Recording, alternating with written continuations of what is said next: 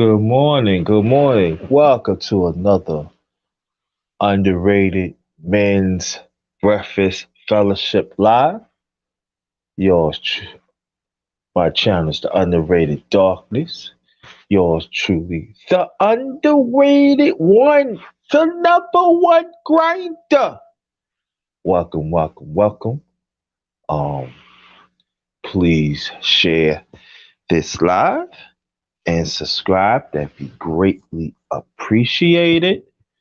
We're gonna wait for some more people to show up here. And hold on, family.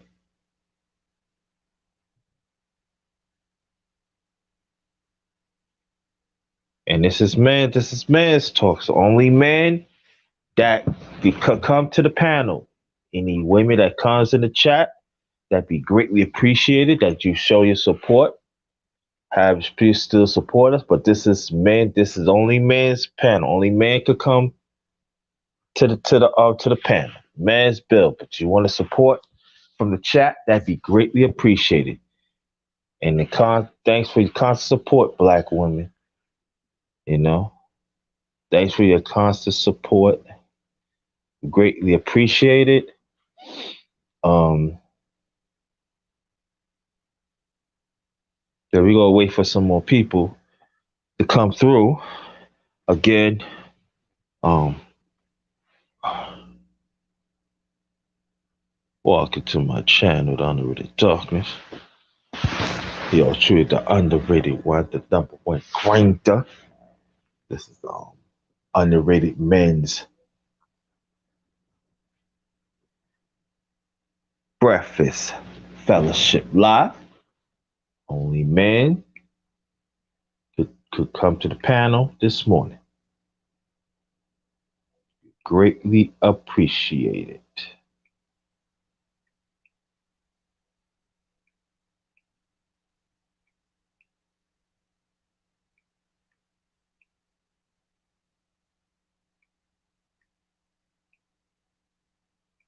So,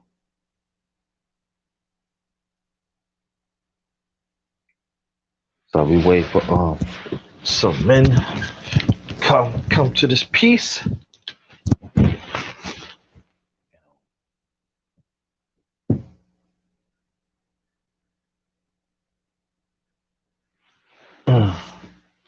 Yeah, but it been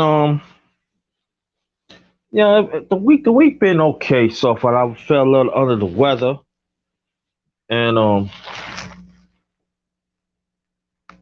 now I'm okay, you know.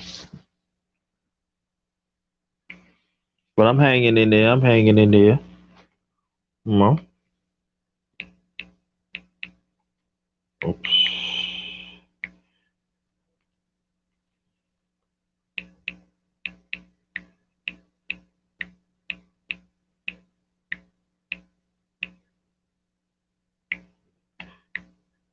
I'm okay. I'm okay. You know, I just got came from Go Professor. Okay, left from his bill a few minutes ago. Very informative as always. Always there for the black men, black child. We always there for our people, but especially for the for the black men and our boys. We greatly appreciate that. What he doing?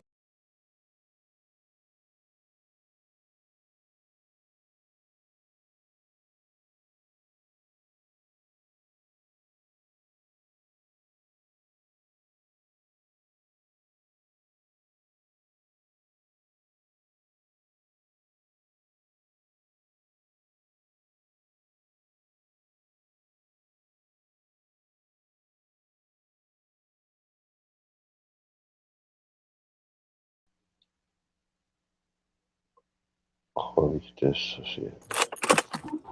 Oh, oh, we got the brother right here, brother LB. What up, man? Good morning to you. Good morning to you. Welcome to the underrated Breakfast Fellowship Live. Hey, hold on a second. My some getting some kind of feedback. I can't Okay, hear you. yeah, mute your mic. You can come back. Good. I can hear you now. I can hear you now. Oh, okay. So how's the brother doing? Brother chilling, man. You know what I'm saying? Just trying to make $1.15. No doubt, no doubt. I'm glad you showed up on the man's fellowship breakfast man's breakfast fellowship live. Um, so we talk about on this channel. I mean, on this platform, we talk about man things. You know that some stuff deal with men, and to start, we're gonna talk about different things, and we go other brothers, older brothers, hope other brothers that could join the panel um very soon. Now, just the I want you to tell the people that the stuff that you have found out in the politics, why it's so important for us as black men to know what's going on. The way how the policy it seems like it's shifted. I mean, it's always been shifted, but it shift more to not being counted. Well, one, in any situation, right? You go into a battle, you gotta first know how your enemy operates. You know what I'm saying? Mhm. That's why, if you will follow my channel, man, you know what I'm saying? I give a profile on these bammers and I call them out. You know what I'm saying? So that's Mhm. one of the reasons why, it's like, man, why are we always talking about this? Man, you gotta know who your enemies are, and how they operate. You know what I'm saying? That way, you can get a defense. You can come up with a plan how to defend yourself against these bammers like these, right? But when it comes to the whole, you know, I know my brother, I know the brother Quest put out a video about the establishment picks, and two Raw picked out something like that too. So I'm doing some more research about that, and I'm gonna chime in about these dudes and whatnot, because Mhm. look, man, to me, you know, what Joe Biden is doing, he just the quiet version of Donald Trump. You know what I'm Mhm. saying? A lot of people just still, he just the quiet version of Donald Trump. He already came out and said that he wasn't gonna tax the wealthy. Matter of fact, he said it's gonna be more of the same. The wealthy ain't got nothing to worry about when it comes to Joe Biden. It's like, Mm. it's like yeah, so they ain't got nothing to worry about, man. Matter of fact, I read an article about how the Amazon Jeff Bezos. Now before Mhm. the pandemic, he was worth 116 billion. Now he worth Mhm. 178 billion. Wow. Yeah, yeah, man. The classic case of the rich get richer, man. So now as far as like the stealing of the election and all that, you know what I'm saying? And look, one thing I talk about on the channel, you've been on the channel. We talk about this all the time, man. Dog whistle Yep. politics, man. Dog whistle politics. So, case in point, when they were contesting the election. Now, if you notice, in all the states that Donald Trump is contesting the election at, right? Michigan, Mhm. Georgia, Pennsylvania, right? Mhm. And what's the one thing those states have in common, right? The one thing those states have in common is that the major cities like Atlanta, Detroit, Philadelphia are are um, populated by predominantly black people. Mhm. So if you pay attention to what now in no other state, the states that Donald Trump won, you don't hear about him talking about, oh my God, all this widespread voter fraud and all this type of shit. But in the states Mhm. that he lost, like Georgia, Michigan, Pennsylvania, right? The states, the state's most populous cities, Atlanta, Detroit, Philadelphia, predominantly black people. Mhm. But but yet you goddamn black Trump supporters out there, you goddamn sellouts, man. Y'all want to ride for this dude, right? This dude trying to undo the election via the black vote in those states, in those specific cities. But yet y'all guys running around Donald Trump talking about how Trump being treated unfairly. You motherfuckers calling out of work. I remember LVZ told me that shit one time. I was like, what the fuck? Mhm. Dudes call out of work because Trump lost. Mm. Crazy, isn't it? Isn't it? Yeah. That shit crazy, man. I never heard nothing like that before in my life. And then get this, yo. They were up there. They were up here not last weekend, but weekend before last. They was up in DC tearing shit up, bro. Mm, Yeah, the mm, Proud Boys come up there talk about, talk about fuck Antifa and all that, and I was like, mm, they don't even know who Antifa is. mm-hmm. And a lot of people don't Right. know that. For those who don't know what Antifa is, right? Antifa stands for anti-fascism, right? So that's the whole name for Antifa, anti-fascism. Mm-hmm. And Donald Trump is a fascist, right? Well, there's a lot of people in politics that are fascists, whatnot, like your Joe Biden's, your Kamala Harris, and all of them are fascists, right? Mm-hmm. But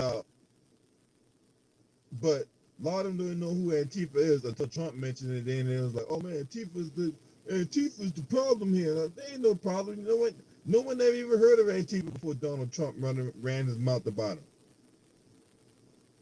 Mm-hmm. So there gotta be one. If there's anything, and I'm gonna end this because I gotta get back to work. But Okay. I'm a, but yeah, man. Pay attention to the dog whistles, man. Especially there was another I got another example of a dog whistle, right? So remember Mm-hmm. when Trump was trying to undo Obamacare, right, or the ACA, right? Yes. When Trump tried to undo the ACA, he was like, "Hey, look, we're gonna undo the ACA. We're gonna make it better." But he stopped short of saying make it better for Americans. If you Mm-hmm. pay attention to the dog whistle, he's making it better for the health insurance companies because Mm-hmm. then the health insurance companies, if that thing had went through, they could have they could have charged you a bunch of money if you had a pre-existing health condition, if they even give you coverage at all. Because Mm-hmm. they would have had the right to deny you coverage based on whether or not you had a pre-existing condition. So Mm-hmm. you know, hey man, these motherfuckers up here slimy, yo. These goddamn politicians are slimy as fuck, man. I don't like Mm-hmm. none of them, bro. Mm-hmm. But hey, I'm gonna get back to work, man. You know what I'm saying? Always good to chop it up with you, homie. Thank you. Appreciate you, man. We gotta do that book, man. Oh yeah, that book coming. Trust me, it coming. We coming. Okay. Okay. All right, homie. Yeah, I want you to go support LB, man. Talk about sports politics, everything. And kind of find out. See, LB be holding out. He know how to cook too, y'all. Just letting you know, ladies, he know how to cook, man. He be holding out. Yo, LB, that chicken be looking great, man. Yo, you guys slime me a piece, man, one day. I'm just saying, and I don't ask for much. Just give me some fried chicken, and some French fries, some to drink, man. And I won't tell nobody. Oh, he laughed already. Okay. Um, yeah, welcome, brother Rob. That's family right there. Hold on. Damn.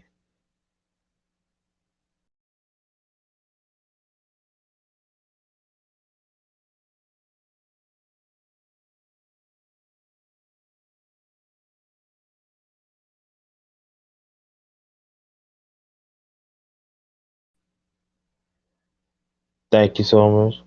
Okay, just let me know, brother Rob. You're welcome to come to the panel. Thanks for the donation, brother. Go, professor. If you want to get on the panel, let me see. Let me put the link out there. I usually don't like to put it out there because I know people wants to get on and stuff like that, and but there's only men could come on the panel. Only men's come on the panel. I'll put the link out.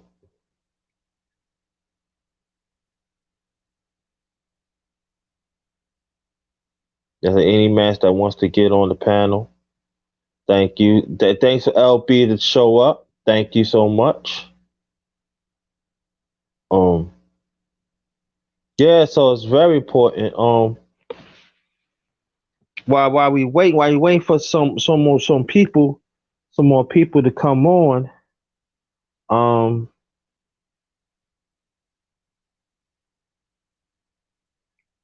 knock this off right here. Um, I know the holidays is coming. I really don't care about. I don't celebrate holidays at all. But whoever you're traveling, please be safe.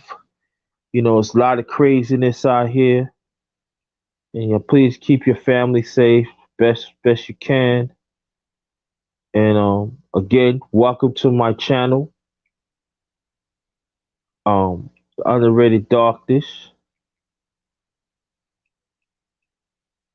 Hold on, Underrated Darkness. Yours truly, the underrated one, the number one grinder. Want you to come through. This is the another underrated men's breakfast fellowship live. So, waiting for some brothers to get on the panel.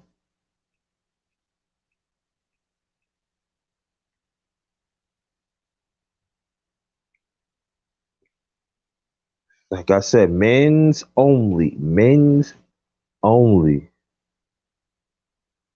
hmm And so we just wait for some more people to come through. Oh, oh, oh.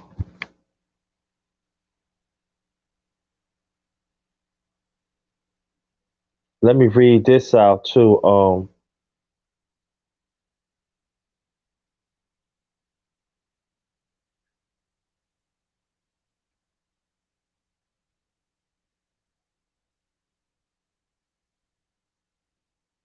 Come enjoy a real conversation with the underrated one.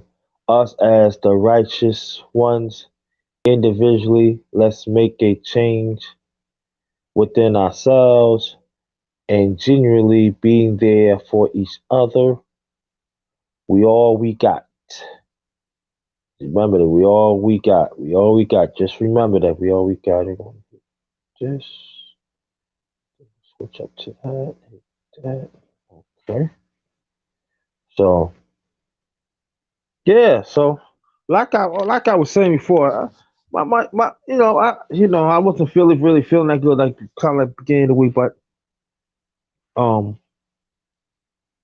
but I'm here. No, like I said, y'all travel. Please, travel safely. Let's take care of each other too. That's very important.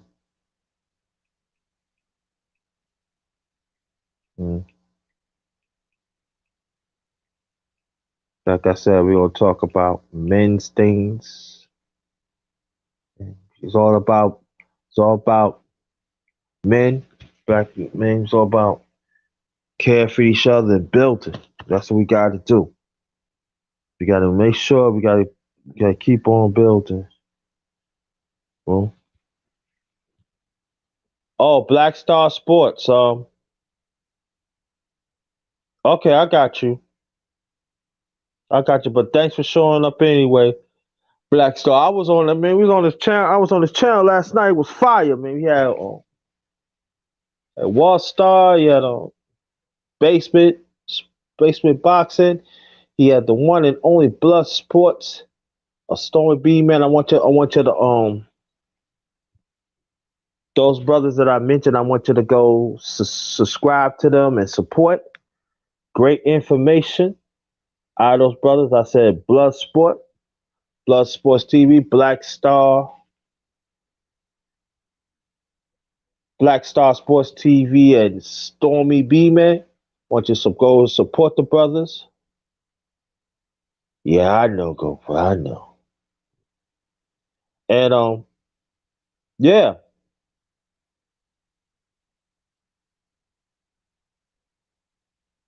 So, but I'm gonna do my little commentary anyway. Again, before I get that, if anybody wants to donate, it's on the screen. The This Cash App, capital JT 53000, and also have a have PayPal. It's paypal.me / all in caps JT Black 53. So, want to donate? Feel free. Be greatly appreciated. Y'all can hear me. Press one. Y'all can hear me. Press one.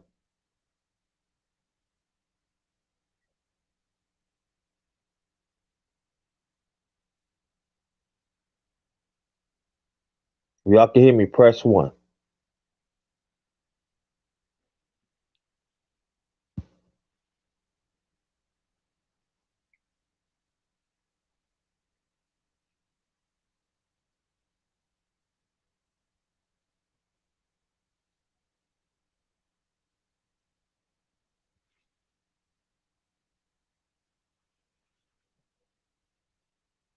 Y'all can hear me. Press one. Y'all can hear me. Press one.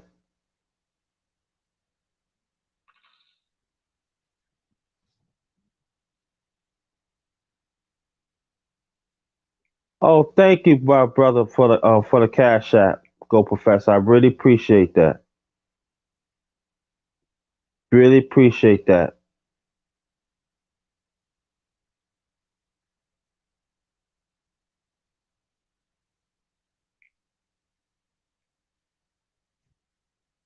Thank you so much. Appreciate that. All right, one. Okay, cool. Um, okay, got you. There goes the link right there. Uh, brother Sheed, before if you get on the panel and go first, if y'all get on the panel, I need your email. I need y'all email because from now on for a while I'm gonna start sending the links out throughout the email. I'm just putting it out there right now because I really don't have each other email. So that's what I'm gonna start doing right now. So the back chat or if y'all get on the panel in a few minutes, I need your email. I need your emails. All right.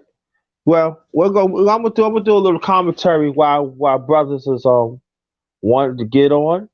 Again, this is my channel, The Underrated Darkness. This is yours truly, the underrated one, the number one grinder.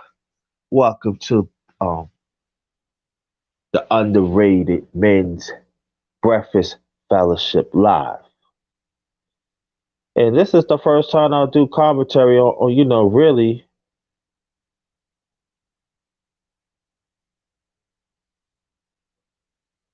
I know, brother, but I got to acknowledge you. Thank you.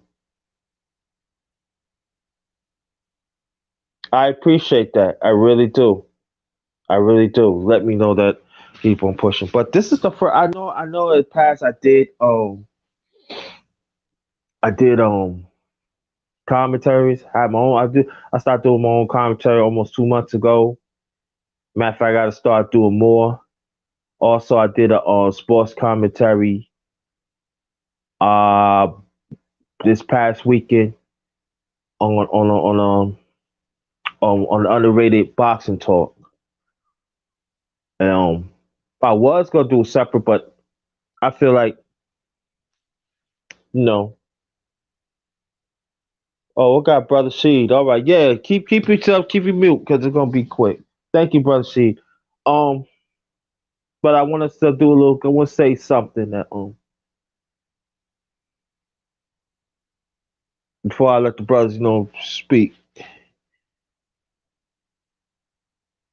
There is a disconnect of the older brothers and the younger brothers.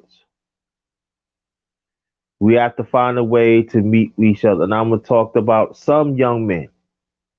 When you have some young brothers, when you have a older brother to give you knowledge and steer you in the right way to aid you in a practical, constructive way, you need to listen to that because that older brother made some mistakes and he do not want you to go through it. Stop acting like that you know everything. You got to stop that because at the end you're going to hurt yourself and you're going to hurt your journey and you're going to hurt your eternal growth.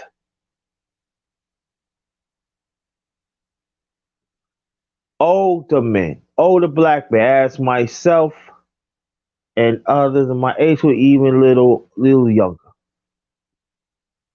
I'm gonna say this. You gotta stop chasing them glory roads of your life in the past. It's time to grow up. It's time to see things what it is, and it's time to be there for our younger brothers and our boys. Stop chasing that hoochie. Stop being selfish. Stop thinking everything's about you because it ain't all about you. Whatever information that's going to benefit the younger black man, you need to pass it on. And to let them know that you love them, you're gonna do whatever you can to be there. Because sometimes, and then, and it's true, and I don't blame how they feel. They feel that why are you not helping? Why is you always saying this and that? Because some of them feel you're not there genuinely. And also, I'm gonna say younger black men, younger black brothers too. If a older one is there genuinely, that's what it is. Accept it. Don't turn them away because you might not get that information back. Okay, it's very important for me wherever I come to my channel, wherever I on my channel, I own up to it. This is me. This is part of my purpose. So when I have these men's talks, and other stuff, I take it seriously too. Let me put this out there. Other stuff I create, I take it very seriously too. But I just want to pay attention of this space right now. Of these man spaces, I take this very seriously because I know at times that there are some brothers in the morning that do not have a voice. I mean, I can say they don't have a voice, but they want to talk to, but there's no platform with it. That's why I created another platform, and this is it right here, and this is right now. And I say it again, this is the Underrated Men's Breakfast Fellowship Live. We could partake and eat together as brothers. We could talk things out, have fun, and everything. Because I want to have fun too. It ain't all about serious stuff all the time.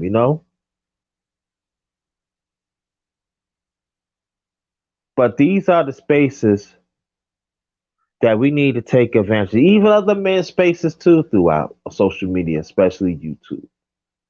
I'm talking about YouTube now, YouTube right now, and everything. So we at right now. But we need to take advantage of these spaces because you never know that what you're going to get out of.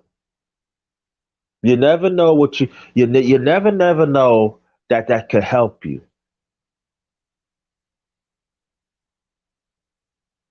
And that's what's the problem sometimes. We don't support each other enough. That's why the brotherhood is what it's at right now in segments. And I know they're gonna say, but the underrated one, we cannot be everywhere one time. Yeah, that is very, very true. But you should make an effort when the times when it's just like the Gold Professor. You know, he always mentioned. I noticed that we need to support Ricky Williams. Yeah, okay. Um, let me take the link out. There goes the link right there, Ricky Williams. If you want to get on, and also too, I used to like invite men to come to the panel. What you come to the panel? I'm not doing that no more. I'm not doing it no more because if you really wants to build, You come up and build with your brothers. Now, it's going to be a time that you don't feel like coming to the panel. You just want to mingle. There's no problem with that. But also, I see a pattern lately on my channel. It could be on yours too. Can't imagine that. That there are some brothers, when they see women, that's when they want to mingle with them. That means that, oh, they want to be in good. But when it's time to come up to build with men, even build with men in the chat, they don't want to do it. I also seen, because I be in these YouTube streets for a minute, brother Rob, we know. See, days to know, hey, brother Rob, they come to the channel, they see somebody that they like, and they promote their channel without letting the host know and what's going on, the conversation, and they get whatever they want to leave.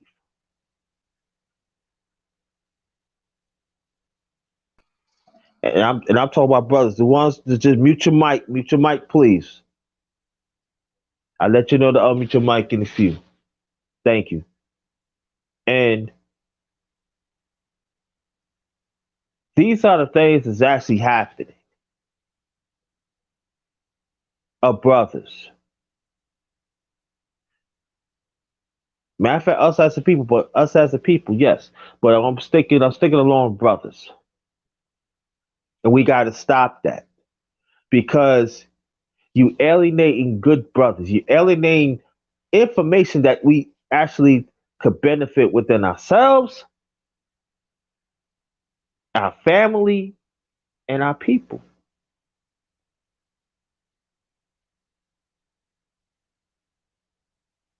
So it's very important that I have to put myself out there. I branch out. For lately, I've been have not branched out all that much because I feel like, hey, what's the sense? I could support the brother from distance,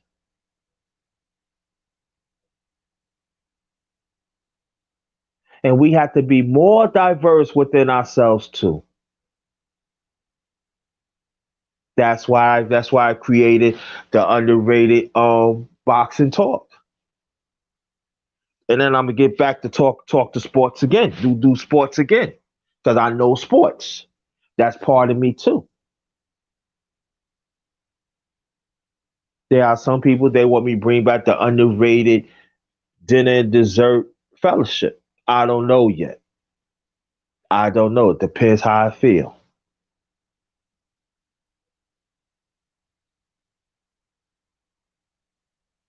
There's nothing wrong, brothers, to have fun at times. There's nothing wrong to talk about sports.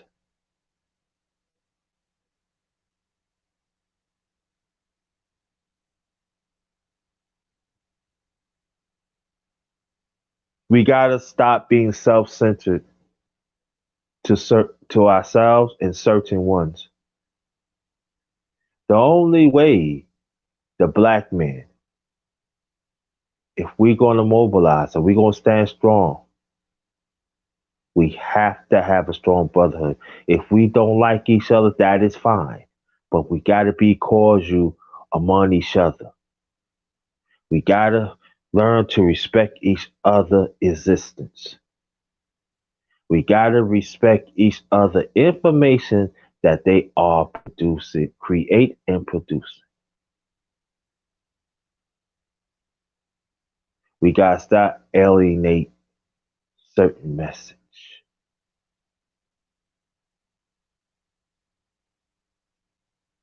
To me, this is where I'm at. You don't have to like me, but you're going to respect me.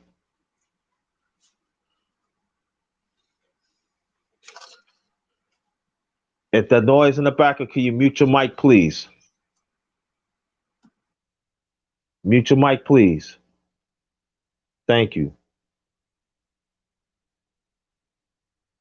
And that's all. That's all. That's what I demand.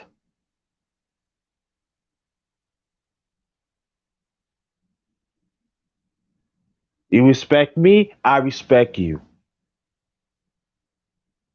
No matter what level in life that you in, I still respect you as a black man because you wake up this morning and you there.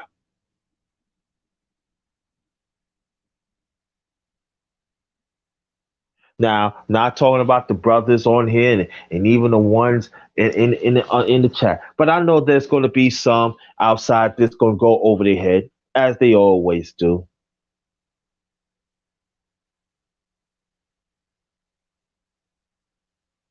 But it doesn't make a difference. Well, I'm just saying we have to learn to branch out. And everything what I'm saying, it goes, hey, it goes for the underrated one too. And so just think on that. Don't be offensive. Oh, no, no, no, no. Accept it. Let's be true within ourselves, and let's be more diverse. Let's not be so judgmental. Oh, that I go listen to this person because that person such such such such, or that person got a small channel, or that message ain't this and that, or that person had a big channel. I'm not listening. No, no, no, no, no, no, no. Whatever message we get as black men, let's get it. Let's build on. Let's acknowledge it. Let's build on it. Because when we slowly but surely do that, we could be unstoppable. Now, if there are some that's not going to do it, they're not. But it's okay because one way or the other, they got to deal with it.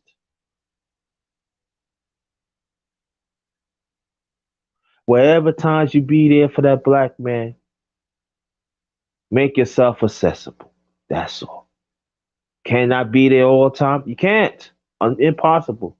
But wherever you can, black man, make yourself accessible.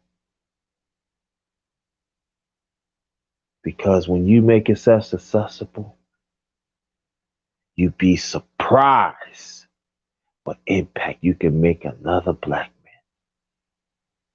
man. And thank you. That's my commentary. On behalf of my channel, The Underrated Darkness, your truth, the underrated one, the number one grinder. Welcome to the Underrated Men's Breakfast Fellowship Live. Brothers, you can unmute your mics. You can right now. You can unmute your mics. And we got brother Sheed and brother Rob. How the brothers doing? Man, I'm all good, JT. Man, I know it's been a minute, man. You when you be going live, bro, that's when I be working. You know what I mean? I And so got you. that's why we've been missing each other. You know what I'm saying? Mm-hmm. We was linking in the summer. You know what I'm saying? When I'm Yeah, off, you know what definitely, I'm saying? definitely. Right, right. Yeah, Yeah. but yeah, that's why we've been missing each other. I'm just off this this Uh day, huh. Yeah. before the holiday. And Mm-hmm. I was listening. I had caught the tail end of LB and then had to step away for a second. And then, Mm-hmm. and then I came back and you was giving your commentary. So Mm-hmm. I wanted to double down on what LB was talking about, but she was here before me. So you know what I'm saying? I let that man go ahead and speak too. But I wanted to double down on what LB was talking about though. Go Okay. ahead, man. Go ahead before you lose it. I'm good. I'll go after you. Okay. And for the record, bro, hey man, you look so much like my man Kurt I grew up with, bro. We call him Black Jesus, you know what I'm saying? Man, Joe, you look so much like that man.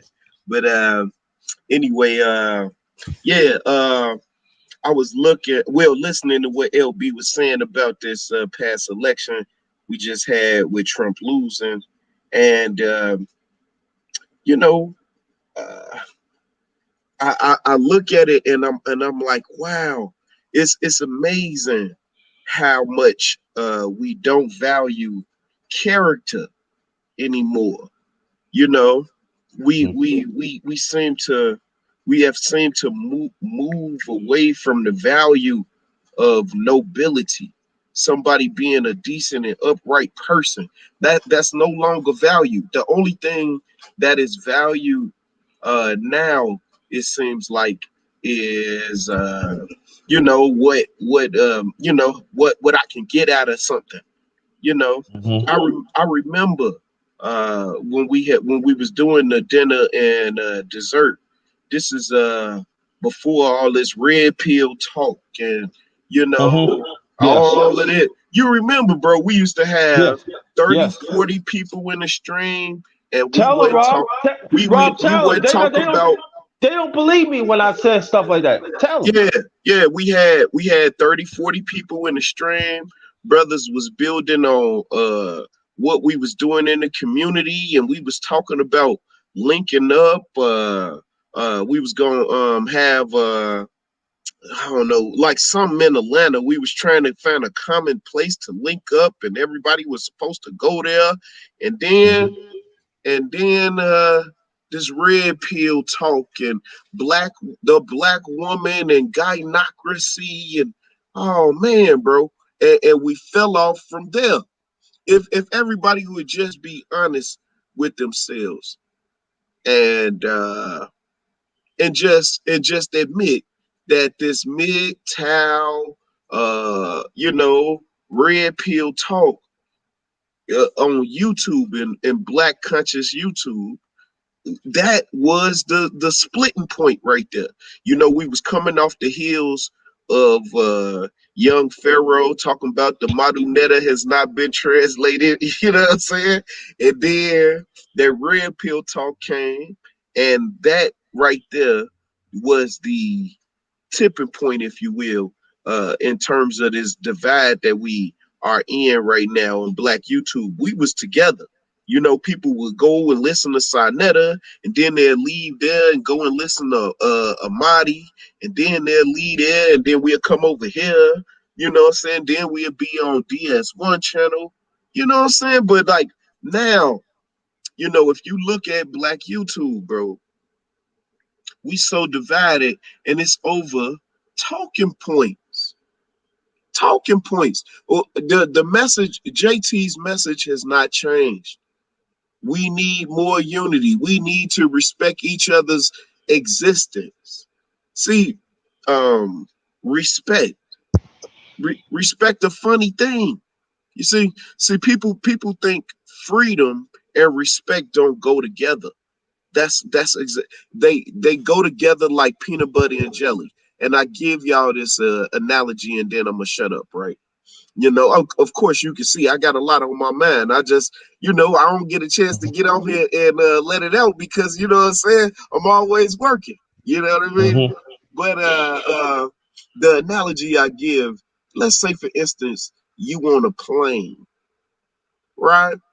And you sitting next to somebody, you want to stretch your arms left and right as far as you can. If you do that, right, your arm, whether it be left or right, depending on what seat you in, you're gonna have your hands all in somebody's face. Now, Mhm. is it your right? I mean, do you have the freedom to do that? Well, I guess you do, right?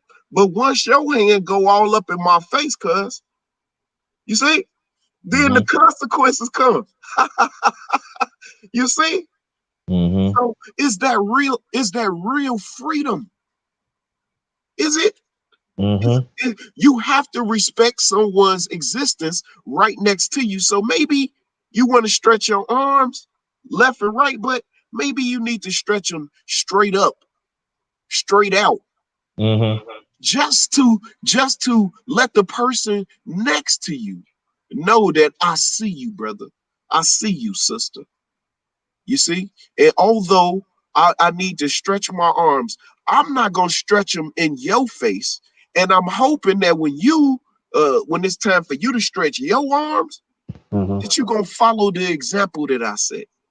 I stretch my arms straight up, and then you gonna stretch your arms either straight out or straight up. Mhm. It's just the analogy, right? But in the analogy, you can see, what I'm saying, your message is wrapped up in that analogy. Respect my I am sitting right next to you. You can't see me. You can't Mm-hmm. feel me. I'm right next to you. If if you support Trump and you think that I don't have any brains because I don't support him too, that sounds like a cult to me. You see what I mean? That's what it sounds like. It sounds like Trump got a cult that people are following. And even though this man has lost the election by 5 million votes, people still demanding a recount and all this kind of goofy shit. Look, Joe Biden is going to be the president January 21st. That is what's going to happen, people. And no, and all these frivolous lawsuits and all this goofy shit, if you following along with that, right? If you following along with that, you are a part of that cult. Please understand that. This man is no person that we should be looking out for or supporting. What the hell is wrong with the black community to support somebody like that? Somebody that lie 50 times a minute and shit like, man, think of what is he done in office? He has disgraced himself, his family, his son, his daughter. Man, let me plug this charger into my laptop. Light blinking. 1 second, Tiffany. 1 second. Okay. But man, what am I saying? What I'm saying is, if you look at the start of his presidency and the end of his presidency, at the start of his presidency, right? Michael Flynn was talking to the Russians and told them, "Hey, you don't have to worry about them sanctions." That's documented. That's in the news. You can go and Google search it right now. And what's happening at the end of Trump's presidency? He's going to pardon that man for doing something that would land us in jail for the rest of our life. It is white privilege in your face. And somehow, the black community is done for not supporting this man. Man, that's all I have to say. Please, please, people, understand politics is a dirty game. It's a dirty game. And what we got to do as black folks is understand what the hell going on. This is white folks attacking white folks. We got to double down. We got to double down on our unity and respect for one another. That is where our power lie. We couldn't even take the optics of this election and use that as a tool when it's time to go to the dirty table of Joe Biden and Kamala Harris.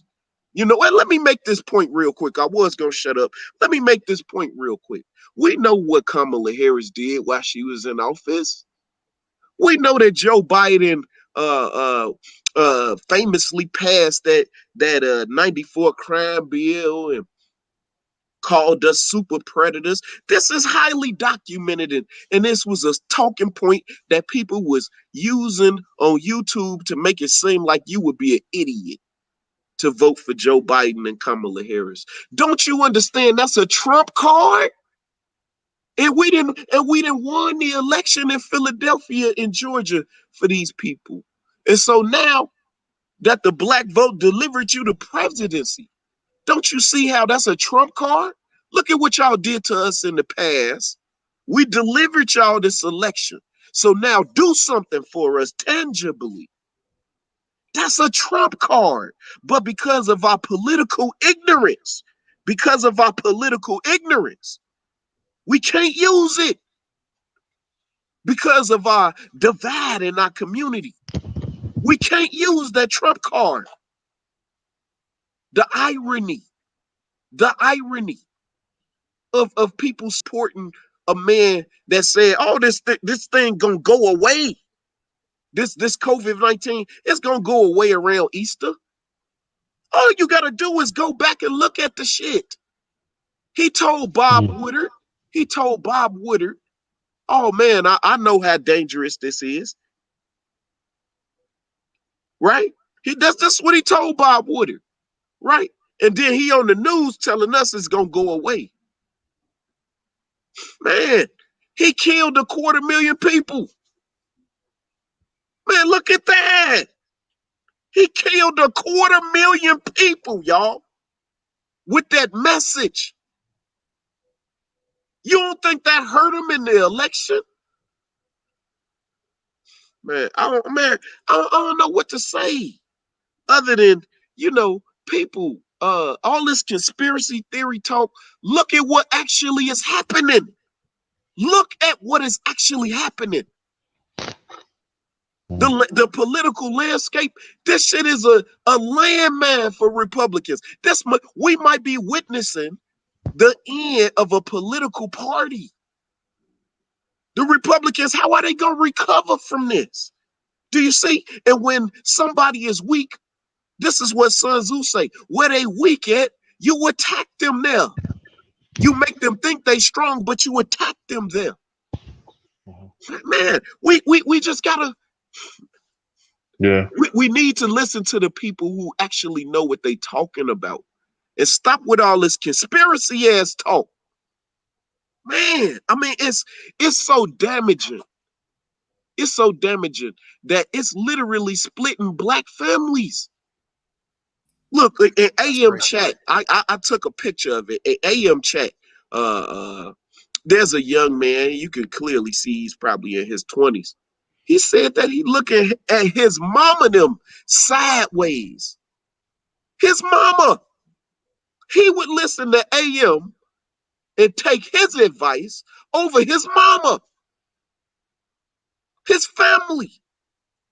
What the hell is going on with us, fam? Mm. We are Okay. subdued. We are Yeah. subdued by talking points. We Yeah. need to look at the political landscape. I'm gonna shut up. I just had a lot on my mind. I ain't had a chance to share, man. Man, get that shit Peace and off, nigga. respect Yeah, to I you, hear, Jay I Sean. hear, I hear. Yo, Jay Sean, I gotta hold you up because brother C has been waiting. After that, I'm gonna get to Oh, I was you. gonna say nothing. I was gonna just tell brother Rob to get it off. Yeah, yeah, Yeah. Jay, go on get Jay Yeah. Sean in there. Go on yeah, get Nah, Jay yeah, go ahead, Sean in Sheed. there. Nah, go ahead, Sheed. Go I'm on here. and get him in there. Oh, yeah. nah, But go ahead, bro. I want to hear yeah, what you but got to say. that Actually, was all I conclude there. yeah, You know what I'm I saying? like to hear Sheed talk, man. I want to hear you. I want to get your opinion, Sheed. Go ahead, bro.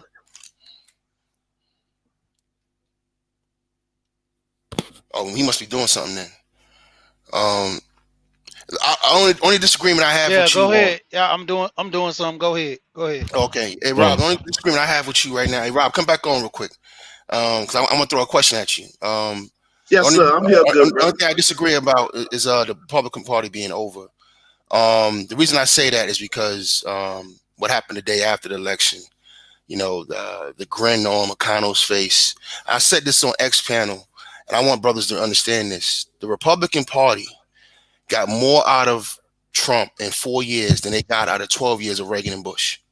That's true. You understand me? I'm talking about as far as judges, regulatory, killing regulatory laws, taxes. They got more out of this man in 4 years than Reagan and then Bush, the 12-year stint they had. So what Trump was, so you understand, is that remember when Trump was running for office, the whole Democratic Party, not the Democratic Party, the whole Republican Party was against him. All right, but as soon as he won, they flipped and started kissing the ring. He's a useful idiot. Yeah. All right, he was a useful idiot for the Republican Party. They got more out of him. That's why they didn't care about keeping their promise when it came to Amy Barrett. You know what I mean? As far as not picking a judge in a year of election, all that, they didn't care. They doing raw, strong arm politics. They don't care about right, wrong. It's about power with them. All right. So and Trump was a useful idiot. Everything they put in front of him, he signed it. You know what I mean? So that's why it was easy for them to turn on him the way they did once they saw the numbers. They knew those mail-in ballots wasn't counted the night of, so they knew that most likely Trump was going to lose this race. So my question to you, brother, is that do you really think the Republican Party is done? Because to me, it's always been a racist party. They just what they need. Do you think that if they could find a cleaner, more polished Trump? Ooh, you know what? I was probably emotional right there. You Yeah, know what I'm saying? I thinking about it, the Republicans actually might have control of the Senate oh, they will. after They this will. runoff in They, Georgia they will. in January. They will, So because the white people who voted for Biden are going to vote for the Republican senators. So that's one yeah. thing white people do all the time. Like remember when Barack Obama won, and he won Indiana, Iowa, and North Carolina in 2008. All Mm-hmm, right, but in those same states, Republican senators won races, or Republican legislators won seats. You see what I'm saying? Same thing just mm-hmm, happened this year around in New Hampshire. New Hampshire went blue for Biden, but the Republicans flipped the legislator in New Hampshire. mm-hmm, Matter of fact, they flipped two legislatures. As a matter of fact, let me go even a little further. Not only did they flip two legislatures in state houses in the country with Republican, they also took 12 seats in the House.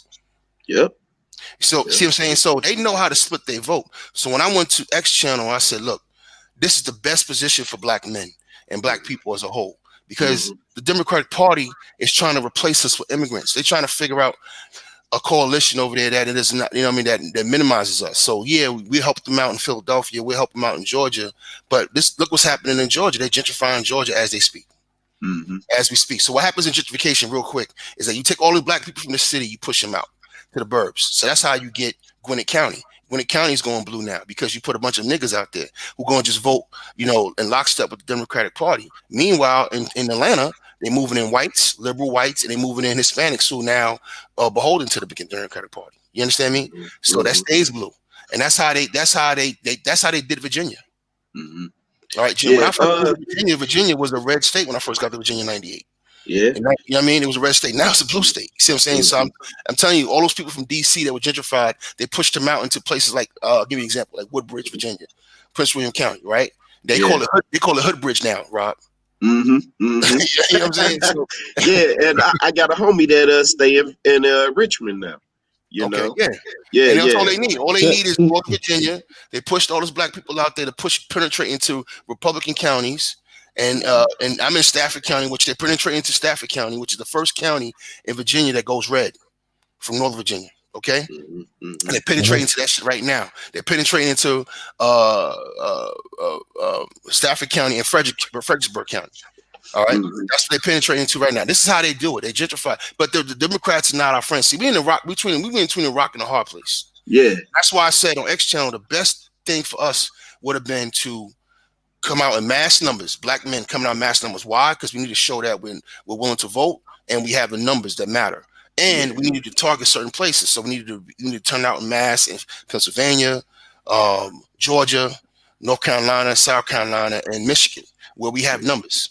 All right. mm-hmm, And we needed to flip those seats. Now, what we could have gave, Cunningham, Harris, and Ossoff. We could have gave them seats in Georgia, South Carolina, and North Carolina. Warnoff was going to go to runoff. We can help that brother win if he turned out like we're supposed to. You know what I mean? And that way you would have had two black men going into to the Senate from the Democratic side. Then we could have flipped the script and put that Republican brother in office in Michigan. mm-hmm. That's how we could have voted. Now we would show like, all right, we have allegiance to blackness. We want black male leadership. All right, you would have 4 black men. You would have had 2 black senators on both sides. Mm-hmm. And then the 2 black senators coming from on a Democratic side are coming from Republican states. So they can't be on some wide-eyed California liberal shit. Right.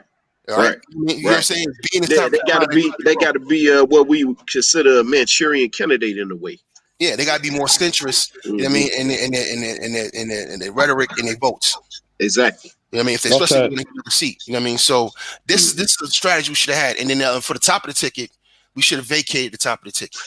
You know what I mean? That way we can say, hey, if Trump wins, he wins. Mm-hmm. You know what I mean? We didn't vote for you, but we didn't vote against you. Right. You know, let's vote for Biden and Kamala Harris to me is out. You know what I mean? And you're right. Trump is a vile human being, but again, he could have been a useful idiot for us. Yeah, but I want That's an excellent point. But what I'm trying to do right now, I want us to stick on what I'm saying. Do you hear the commentary, brother Jay Sean? Now I just got here. What was the Oh, topic? it just got there. Now I was just basically I was really talking about us as brothers. We need to support each other. Hmm. And also at the same time, I see some really fuckery going on us as brothers. I actually see there are some brothers in here, when they see some women in here, they get googly eyes and everything. They don't want to be in the conversation. There are some brothers that they see some brothers, they just want to go on certain channels to get information and leave and stuff like that. That's why the brotherhood is not strong as it should. We do everybody people be saying, oh, we need to support each other. There are a few brothers that's doing it, but it's not enough. Just like Brother Rob was saying I'm glad you brought that point up, Brother Rob. That I created a underrated breakfast and dinner and dessert fellowship live. That was basically about us as a people, as families. We sit down, we talk about things, and Yeah. sometimes it get heated and stuff like that. And then, like Brother Rob said, I used to have like 30, 40. The 30, 40, and sometimes the panel used to be lit, and I know people had asked, "Hey, why did you stop doing that?" Because at the end of the day, it wasn't enough. It was not a lot of support. Now, Hmm. one thing that I would say, Rob, about the red pill is stuff. I would say this, and I want you to understand what I'm saying. You know what I've been through, brother Rob. So I want to go get into that. If we say When we said that the black man got to be held accountable, the black woman got to be held accountable too. You cannot have it both ways. Yeah. I'm not saying Accountability I'm for not. everybody. Yeah. It goes for everybody. And Yep. so what I'm saying is this: that us as brothers, we have to be very, very careful because also I'm getting sick and tired of this BS too. That some of our brothers are being self damn righteous. Hmm. Okay, you ready to call a brother out, but with this black woman showing you, some of my son that are showing you toxic behavior. Y'all don't want to call them out, but they the ones they supposed to be safe. No, no, no, because these are the ones that are not just hurting our young little girls, but they are especially hurting our young boy for a long time. And I want to know damn why brothers is scared to talk about this for a long time. Besides me, I'm not scared to talk about it. I've been talking about it for years. I want to know why y'all don't want to have conversations about that right now. This is man's talk. Why we Yeah. don't want? Why we don't want to So talk about that? here go the thing, right? And this was my issue with it, right? It's not that I'm afraid to talk about the fuckery of some of our sisters. I mean, it's not lost on me that some of our sisters have lost their way. You know what I'm saying? That's not lost on me. Uh, but I will say this, right? It was some guys on YouTube every day. That was their whole that's what their channel was built on. It was like they had magnetism to goddamn stories about black women and how fucked up they are, right? And so Mm-hmm. because of that, I'm like, man, you mean to tell me you can't talk about white women? White women don't have no, Asian women don't have no fuckery. Look at this news story, right? Cal Rittenhauser or whatever the fuck this white boy name is, the killer that went Yeah. up there to Wisconsin, killed the two white boys. His mama a single mama.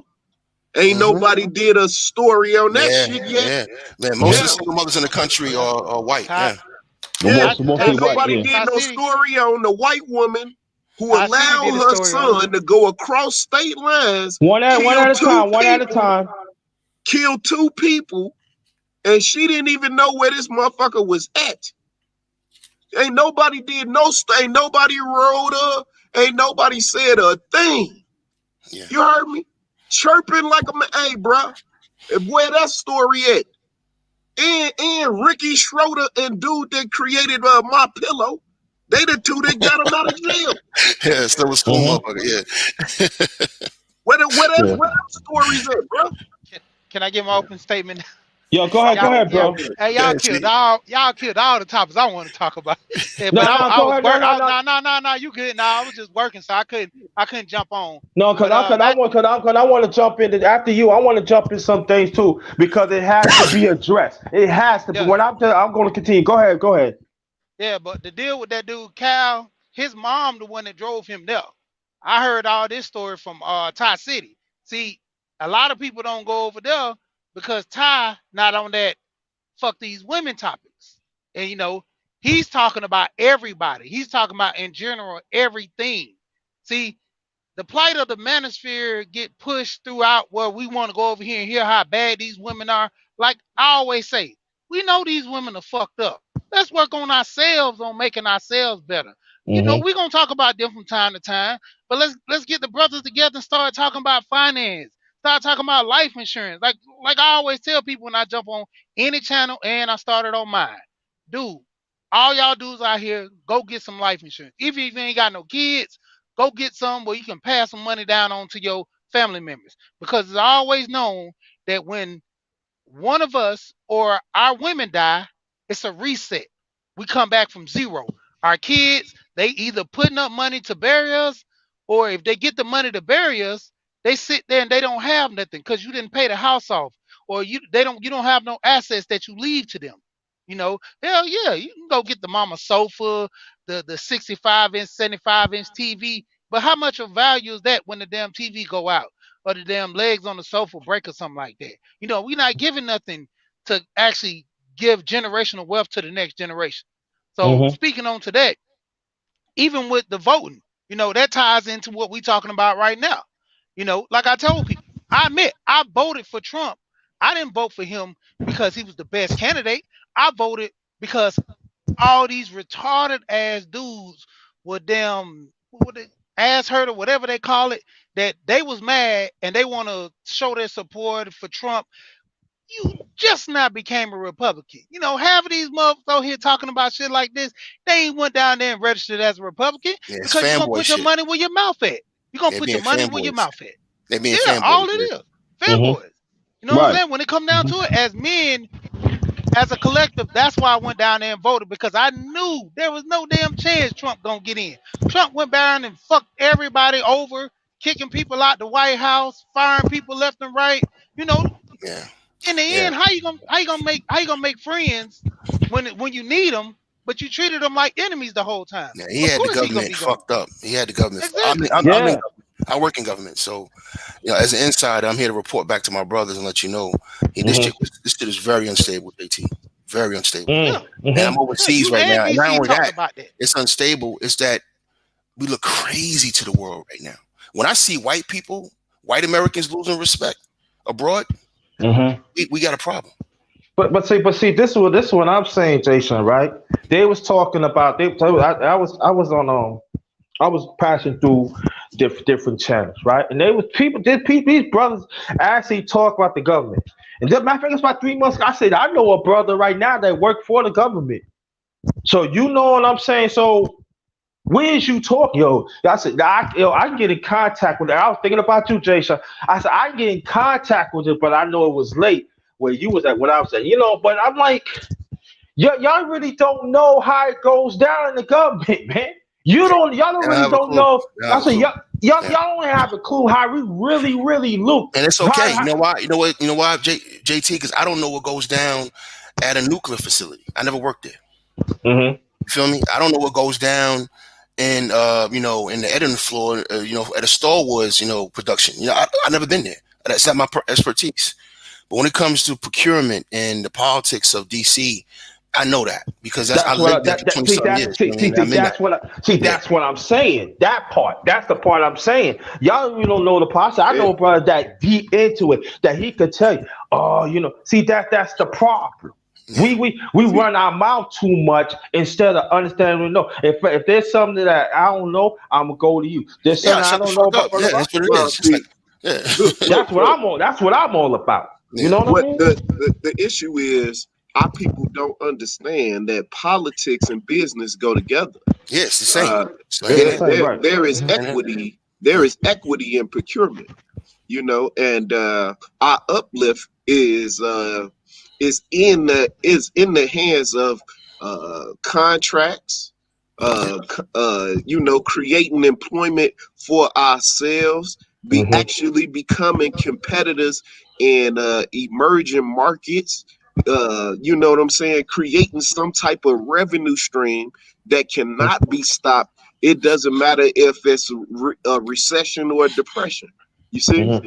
Mm-hmm. that is where that's where our uplift lie.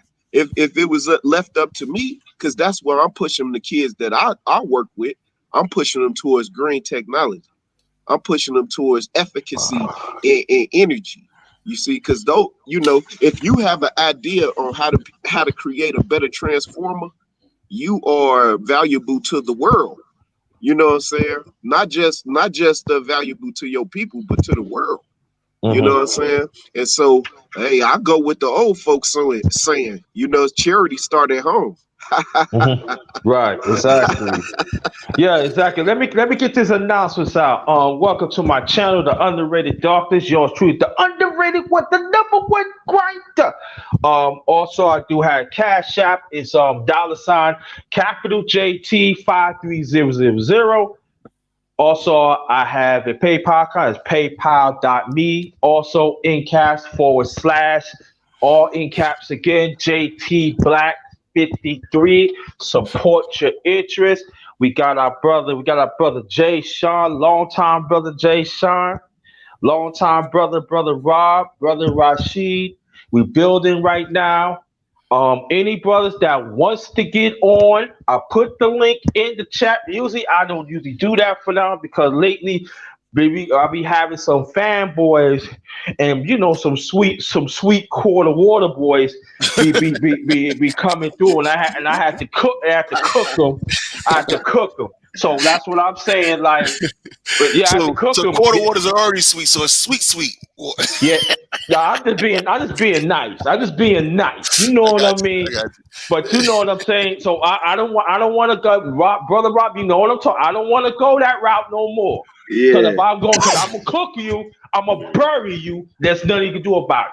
But I don't want to go there no more. So brothers, I'm urging you, if you from now on, or anybody that wants to get on the panel in the near future, I will put my email in the chat. Email me back so you can get on the panel. That's the only way that's going to happen. So especially like men's talk, especially this man's talk and also the underrated men's talk. From now on, if you want to get on in the near future, if you see the email that I put in the chat, copy that, email me back. If you want to get on the panel, let me know that you want to get on the panel, and that's how it's going to go down. So again, support your interests and stuff. But get back what I was saying is this that, and I want y'all to keep on flowing because politics and business does go hand in hand. But the thing that I want to I want to go back. What I'm saying is this that there are a lot of things that's happening for us as black men. There are certain divisions that I'm seeing that deals with domestic that is to me. I mean, I know this much that is not being mentioned, and we gotta talk about it because sometimes it feels uncomfortable. You know what I'm saying? It feels uncomfortable because I see it in my family. Okay, I have a godson. Right now, he don't have no dealings with his mother because he just found out that she just left the house with him and his brothers and sisters in the house, and then she want to go reappear in his life right now, and he's in college right now, and it's messing with him right now. Now it's gonna seem like that I'm picking on a black woman. No, I'm not picking on a black woman. But see, these are the things that our young man deals with for years and years and years. And I've been talking about this for years and years and years. Even before I come in social media, I start getting more familiar with social media. You know what I'm saying? And I found out there are some brothers that are consecrated. They are very, very disingenuous. You know what I'm talking about, Jay Shaw, because you Yeah, talk about it yourself, and Prophet Thor has talked about himself. But it seems like at times they're going on deaf ears. yeah, yeah. And you know, And I can tell you why. go, yeah. Let me get this point. Let me get this out, and then we're gonna say it. So that's why I took it upon myself. I talk about everything. I talk about business and positive, as you already know. I could talk. I do talk about that. But it seems like when these conversations comes up, it goes on deaf ears, and so I'm tired of it. I really think I'm tired of it because we need our young men. We need our young boys. We have to let them know that they have a shot too. And then these brothers, when you're not speaking up and everything, you're not part of the process. Go ahead, Jason. No, I was going to just say, man, the reason why it's happening is because, unfortunately, and I got to say it this way, um, there's a lot of fanboy shit going on, and Hmm. a lot of it stems from the fact that a lot of us didn't have male leadership in our lives.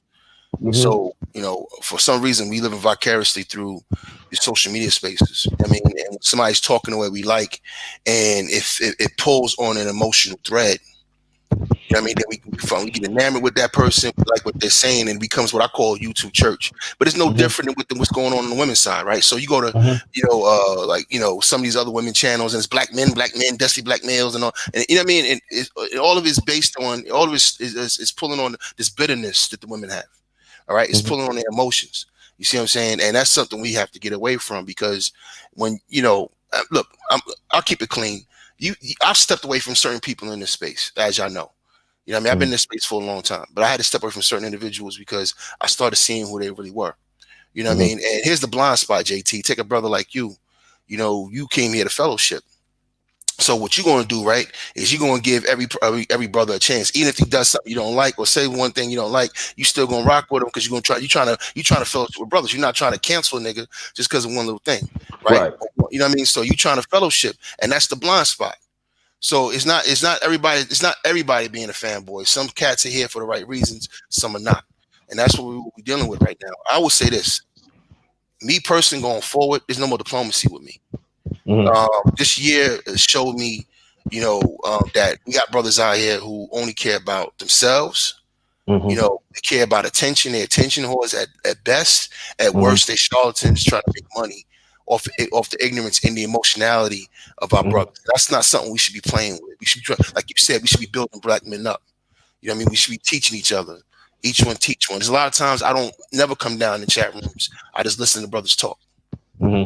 You know what I mean? Just to see what brothers' minds are. That way I can kind of craft whatever I'm going to say on a panel whenever a topic comes up. That way I can try to feed you. It's call and receive. It's give and take. It's back and forth. You know what I Hmm. mean? And that's how it's supposed to be. And it's not about being a fanboy. I don't want no one to ever be a fanboy, man. I'm not a diva. No, I he's. mean, I'm going to be here for a season. You know what I mean? This time next year, I'm not even going to be around. I got other things I got to do in life. You know what I Hmm. mean? So, if we're going to be in this space talking to each other and brothers is pulling up chairs and giving their time and giving hours to listen to you talk, one, you should know what the fuck you're talking about. All Hmm. right. And two, you should be genuine in what you're talking about. And three, you should be trying to help people. All right. You should be trying to teach somebody something. You should be trying to, give them information you think they don't have, or at least at minimum saying, hey, you know what, JT, I feel where you're coming from, bro. You're not the only one. You know what I mean? And this is how I deal with it. So, like when I'm on a panel, I'll give you a quick example. I'm on X channel. We talking about child support, right? And I've been in court 6 times and beat my daughter's mother 6 times. You know what I mean? So I got experience in this. So I'm speaking my shit. I'm talking my shit. I'm talking about how I was successful, whatever the case might be. But when I turned the gaze off of her onto the system, I started getting pushback. You understand? Mm. I started getting pushback. All right. I started getting pushback because the emotional attachment is to getting on the woman. You know what I mean? You know what I mean? Now I know my baby's mother's wrong, but when I got into the court system, I started seeing what was really going on. And if you want to win, I'm trying to tell you how to win, which means you got to focus on the process and the system, right? Hmm. Hmm. So you can win. It's not about her no more. Once you get in court, it's not about her no more. Right. You know what I mean? It's about this whole process, this whole fucking system that's set up to against your ass that you got to beat. Hold on, I got to catch the door. I'll be right back. All right, yeah, yeah. She, you want to get on? You can. Oh, go, Professor. You know that doggone go, Professor, man. He be sneaking up on people, man. Go, Professor. He said, man, I ain't gonna come, man. I ain't gonna come. I ain't gonna come through. He be sneaking up on people. That go, Professor, something else. I'm telling. I said I was at work, brother. I know, but yeah, I thought you ain't gonna see you, but I'm glad that you come, brother, and this is the thing that me and Go Professor before brother Jay Sean come back. This is when we talk about that all about support each other. Go Professor's at work. I didn't expect him to come because I understand he at work. He had the outside life and stuff like that. And so we gotta support each other more, man. I'm saying like this: wherever time that you have, black man, that you can give, that little time, you give it.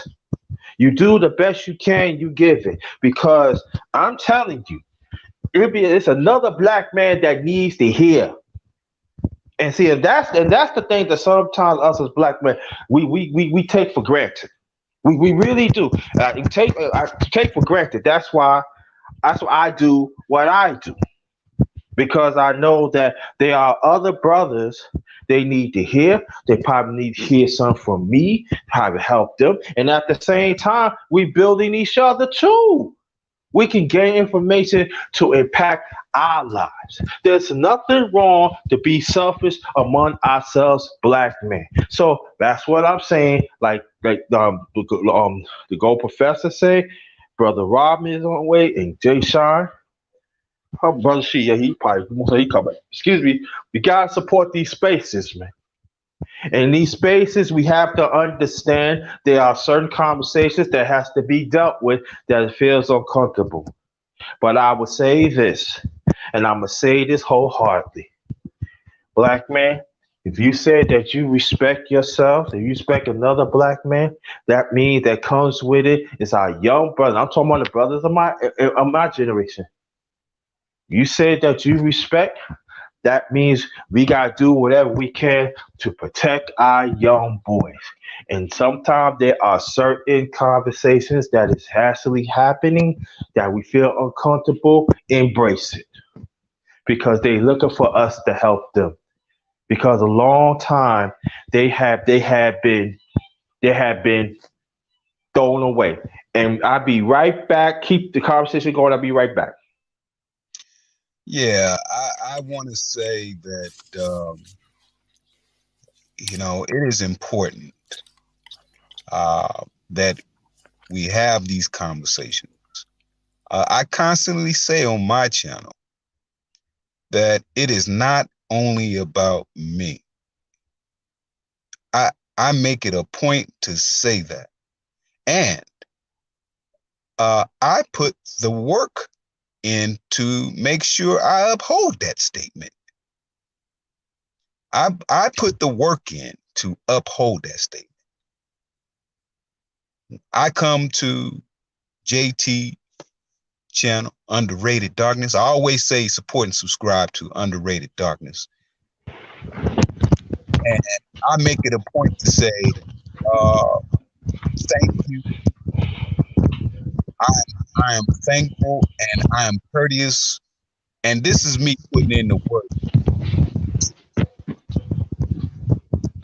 Underrated Darkness's point. You have to, because the premise of this conversation is supporting each other.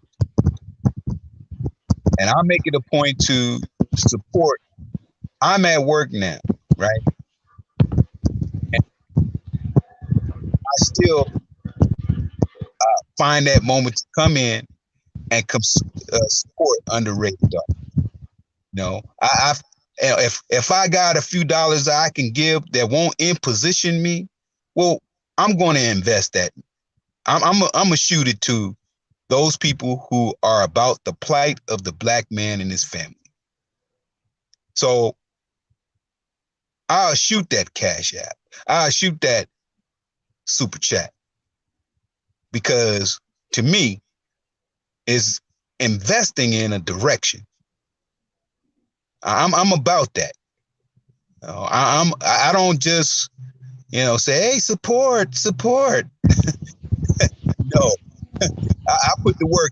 You anyone can go to my channel and listen to my lives, listen to my pre-recordings, and they can see I'm consistent with talking about the plight of the black man. Support and subscribe to those who are in this space. And it is not only about black men. There are black women who support. It's not many now. It's not many, but Not many at all. Nope. there are women who support and subscribe to the direction of the Mm-hmm. black man and his family. You sure do. Mm-hmm. But I make it a point to do my part of the work. Today, Wednesday work. Wednesday work is dedicated to what? Read. Mm-hmm. See, I'm about, and I don't just read any old thing. I read stuff that speaks to history and how it relates from back then up to now. Mm-hmm. What is still happening. That's what I'm about. So that's my opening statement. And Thank you. Appreciate that. Oh, thank you, brother Rob, for the super chat. Thank you so much. I really appreciate it. That's my day one brother right there. Thank you so much.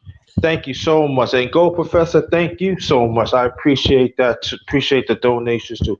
I thank you so much. And see all this stuff that we talked about right now, it goes hand in hand with politics and business. Mm-hmm. Mm-hmm. All this is tied in, family. All this tied in. So we got to be very clear because there are some people that say, "Oh, it doesn't." Oh, thank you, Jay Sean. Thank you. I I mean, appreciate y'all niggas ain't showing me up. Man, fuck out of here. that. Jay Sean, you be making me feel good. See, let me tell you, go, Professor. You always start something up, man. hey, Man, man, I put in that work, brother. Yeah, man, I love the fact that you said that you put in that work. You know what I'm saying? Now I don't go around, with no feathers in my hat and all of that, on what I do. But that's what I do, bro, professionally and before professionally, work in the community. You know what I'm thank you. saying? I'm a Bob, I little want league, to. I'm a little league coach. I teach now, you know what I'm saying? I'm a full-time teacher. Before I was a teacher, I was a mentor and a dean, you know. Mhm. But I wanted to bring up a project that I'm working on in consumer ed, and humbly ask Jay Shine to jump in on my stream when you got time, man. I got two classes. They run from 9 to 10 and from 12:45 to 1:45. And what we doing, right? We building a city, right? And so the city is powered with solar panels and wind turbines. You know what I'm saying? My students, they created a city. I got young ladies who are architects. I got young men who are CEOs of energy companies. You know what I'm saying? It's a young lady in my class. I just can't use their names, but she created James McCoon Smith Hospital. It's a historically black hospital, right? And they got 2,400 doctors, but 700 beds. Why all of the doctors, right? They doing R&D. They doing research and development for diseases that plague the black community. You know what I'm saying? Man, look, this shit is super dope, bro. You know what I'm saying? That one of the cities is called Blazer, Illinois, and the other one is called Crown City, Illinois. You know what I mean? And so where we at right now is we working on the budget for both of the cities. So I got them researching line items. What are line items? And because it's a consumer ed class, last week we was working on personal budgets, and I wanted to show them how if you prioritize stuff at your crib, where you might not go buy the Jordans because you got to make a payment to your retirement fund, right? The same thing happened when you creating city budgets. Like, you know what I'm saying? They might prioritize paying for the retirement of these people from the golden, from what, not the golden age, but all of our retirees. You know what I'm saying? That's like one of the hugest expenses for most cities. Like, how do you get around that, y'all? That's a real issue that y'all gonna have to deal with. Cleaning water, all of these types of things. You know what I'm saying? All of those are gonna be real issues. And so, the shit's super dope. And so, humbly, brother, if you can make time, I'd love for you to come and talk to them about the relationship between business and politics. You know what I'm saying? Okay. So let me I make really this. like that idea. That's a beautiful uh, deal, especially for young people to be so involved with that kind of project. That's a beautiful thing, and Okay. uh, you stand in the position of where people can see a black man being productive Hmm. and going against what the social narrative is, the narrative of the black man represents. We're all the negatives. We don't. It goes back to the reading I was doing this morning Hmm. in regards to the president and authorities and marijuana. And there was a segment in there that said some of the white folk uh, perceived us as a, a, a certain, they perceived black activists only being assertive because of weed inhalation. And, when we laughed, they figured we were laughing at what they were telling us when they was about what they were telling us to do. Hmm. These things, the perception of what we are is so ingrained, and we have to break the arms of those. We have to break the arms that are pulling these levers.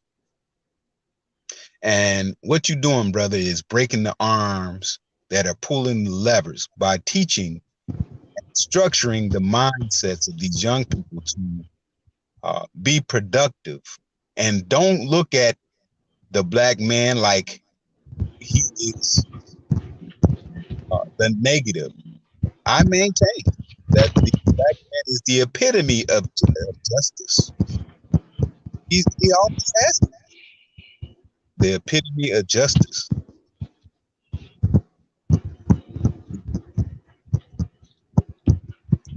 Hey, if it's cool, JT, I'm gonna just show you real quick. You know what I'm saying? I just pulled up the PowerPoint with the cities and shit. You know what I'm saying? Because look, right, a lot of times people be talking. You know what I'm saying? Hmm. And it's like, oh man, that's so great. Yeah. Oh, I bet you that nigga ain't doing that, right? Yeah. Hey, is it cool if I show it real quick? Yeah. Sure. Real quick. Yeah. Yeah, real quick. It's gonna be real quick.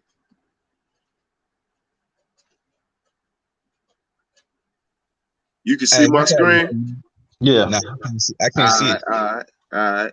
And so this one of the cities real quick. You know what I'm saying? This Crown City. And so Maya, she ran a construction company. You see her little pink crane right there? That's what's Hey, up. right, right. There go the state building, solar Share panels, and screen, JT. Share screen, JT. I can't see it. Hold on. Hold on. uh, Let me see. Let me see. Yeah, we can't see it. uh. Hey, what's happening, brother Bakari, brother? What's good? And peace to everybody on the panel, man. I'm good. How about y'all, brothers? We all right. Oh, Peace, trying to. brother. Let's see. Peace, peace. Yeah, we good, brother Bakari, brother. Uh, glad to see you on, brother. Man, I'm glad to hear y'all. Look, I'm at work and I ain't gonna be on long. Can I say something right quick? Yeah. Because I can listen, but I can't hardly because I'm in this truck and I don't want it gonna be too Mhm. loud. But you know what? When I first saw Underrated, I subscribed. But when I first saw y'all brothers coming on, I'm like, man, these brothers part of the manosphere, and I can't be part of that. But the more I listen to y'all, I'm just being honest about me, right? I judge y'all before I really start listening to y'all, and everybody I listen to on here have good content. And you're not a part of the manosphere. I understand exactly what you're doing. And I'm just being honest. I prejudged you, but after listening to all y'all brothers, everything is good and underrated. I thank you for sending me the link. Mhm. Brother Bakari, man, I thank you for showing up to my channel as well, brother. Um, and I thank you for supporting Underrated Darkness, supporting subscribe to Underrated Darkness. Uh, I thank Again, you. For, can I address what he just said real quick about the oh, manosphere? go ahead, bro. Go Let me ahead. say, look, I've been here since before there was a manosphere. All right, Yeah. and Mhm. what I want to tell you, Bakari, if he's still listening, is that this space existed before we put a title on it. All right, the space of black men existed. It was the second wave that came along and then named it the Manosphere. It was Angry Man and O'Shea and and Obsidian. They started titling it the Manosphere, but this space was already here. And with that being said, as far as I'm concerned, what we call the Manosphere is dead. It's too much simping. There's too much bullshit going on. The stuff that JT was talking about earlier, there's too much nonsense going on. But this space of black men being in YouTube talking about, our issues with the sisters, our issues with politics, our issues in work, whatever. That Mhm. was already here. That was already here. All right. Mhm. Before there was an Angry Man, before there was Obsidian, before I was there when Obsidian first started on Blog Talk Radio, he wasn't even on YouTube.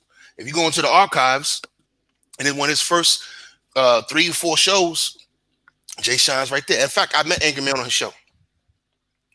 All right, so that's how far back I go. In this space, we had Cute and Soul and SBW and Sergeant Willie P and Black Brand. Mhm. These niggas is Yeah. already out here rocking.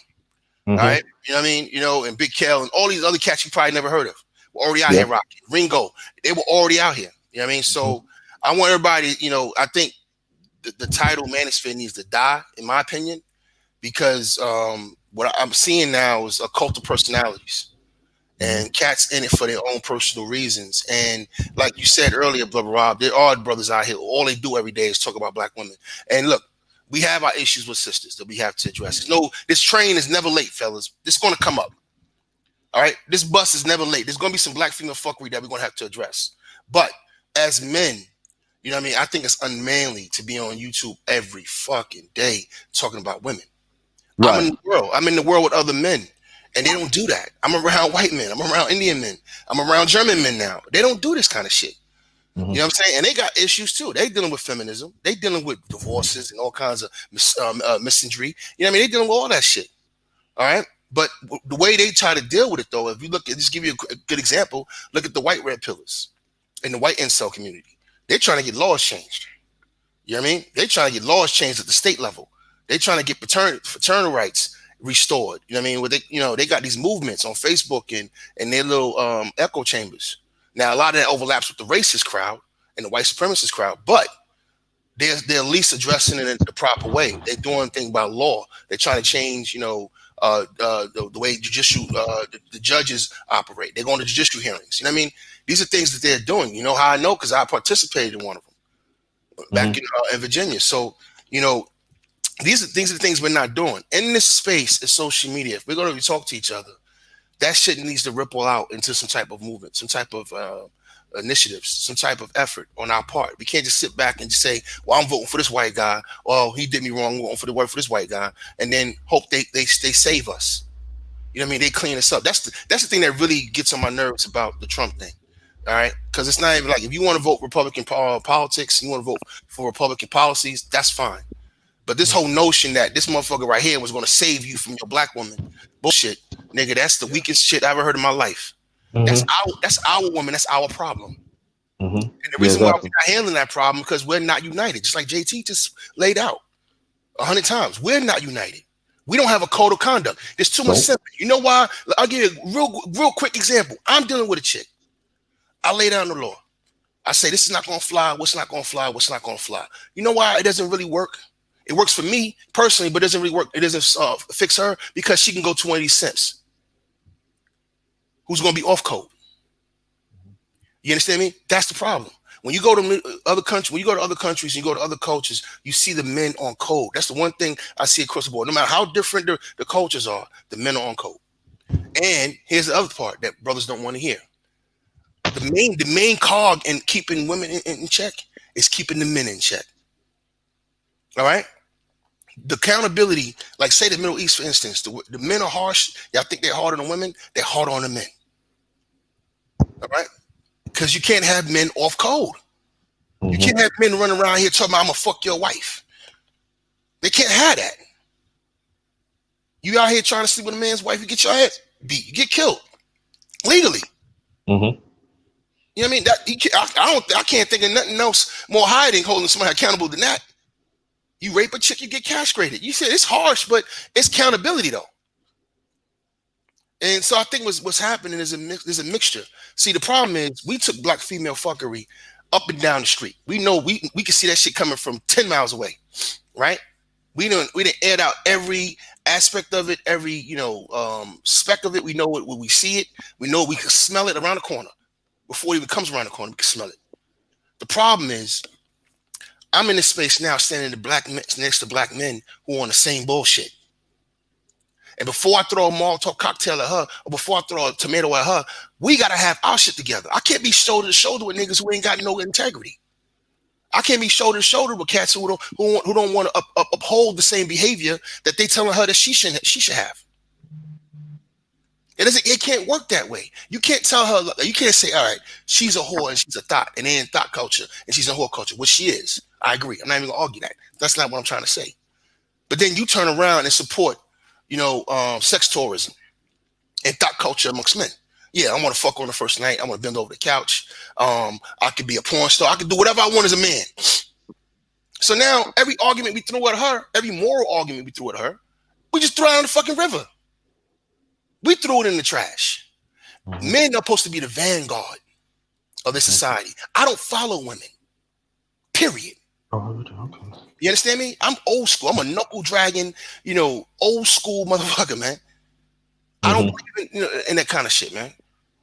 The mystery that's running rampant in America right now is hitting all men, and it's hitting us the worst because we are in a lesser position because we don't have no political power, and we're not on code with each other. That's why it's killing us. All right. Now, the one thing we can control is being on code with each other. All right. So basically, what I'm saying is, if JT has a wife and she's trying to run around and fuck him over or do some scandalous shit that hurt him, I'm not going to help her in that endeavor, which means I'm not going to fuck her.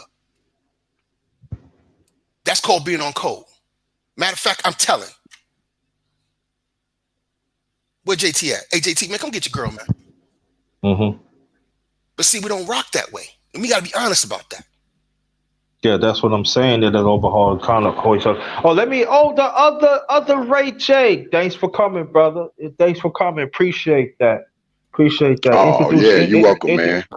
Introduce yourself, please, to the brothers. Hey, what's going on, brothers? What's good, Jay Sean? Good to see you again. Good to see you too, my brother. Good to see you. Yeah. I'm unlike any other, so that's why my name is the other Ray J. First name is actually Raymond. Last name starts with a J. So I am the other Ray J. Peace to you, brother. Peace to you, man. I want to thank you. And let me tell you how I met the other Ray J. We're going to keep the conversation going. How I met the other Ray J is by Cool Gents 87. Support. I can't do it like Go Professor, but support and like Cool Gents 87. Support and like. He also great content too. And I'm trying to get this brother on, but he always on the go. But is it me or the Go Professor sound like Don Cornelius? Yeah. So Trent, he got that Don Cornelius voice, man. Right, yeah. Go Professor. Do you have any family in Chi-Town? Yes, sir, I do. There you go. He might be related to Don Cornelius, because Don Cornelius was this ain't gang from Chicago. Come on, gang. This ain't one time. 079. Right. Hey, Hey, Yeah, go, Professor. I'm Y'all from don't stop it. Chicago, man. South yeah, Side, born and oh, raised. that's right. Rob from Chicago. So, yeah. Chicago. go, Professor said, peace and soul. Come on, So someone yeah. say peace. And soul. Hey, Yeah, man, there you give go. him a There you contract, man. go. Sign that Y'all brother, don't, man. I if tell y'all you, don't man. stop it, if y'all don't stop it. Sign Yeah. that brother, man. Hey, I want to say thank you to Brother Rob for his subscription. I really appreciate it, brother. I thank you very much, brother. And to Jay Shannon's point, I want to also say that I agree. You know, my channel, I don't have a bunch of, you know, I hate you, black woman type language. You know, there are channels for that. There are channels for that. My space, I have it formatted to where talk about the black man's plight and his work. That's fine. And I address it. So I agree. Those spaces that speak about the things that black women are doing and all, okay, because there is a space for that, right? But for me, uh, I make it a point to the main things on my channel are the Tuesday, Wednesday, and Thursday.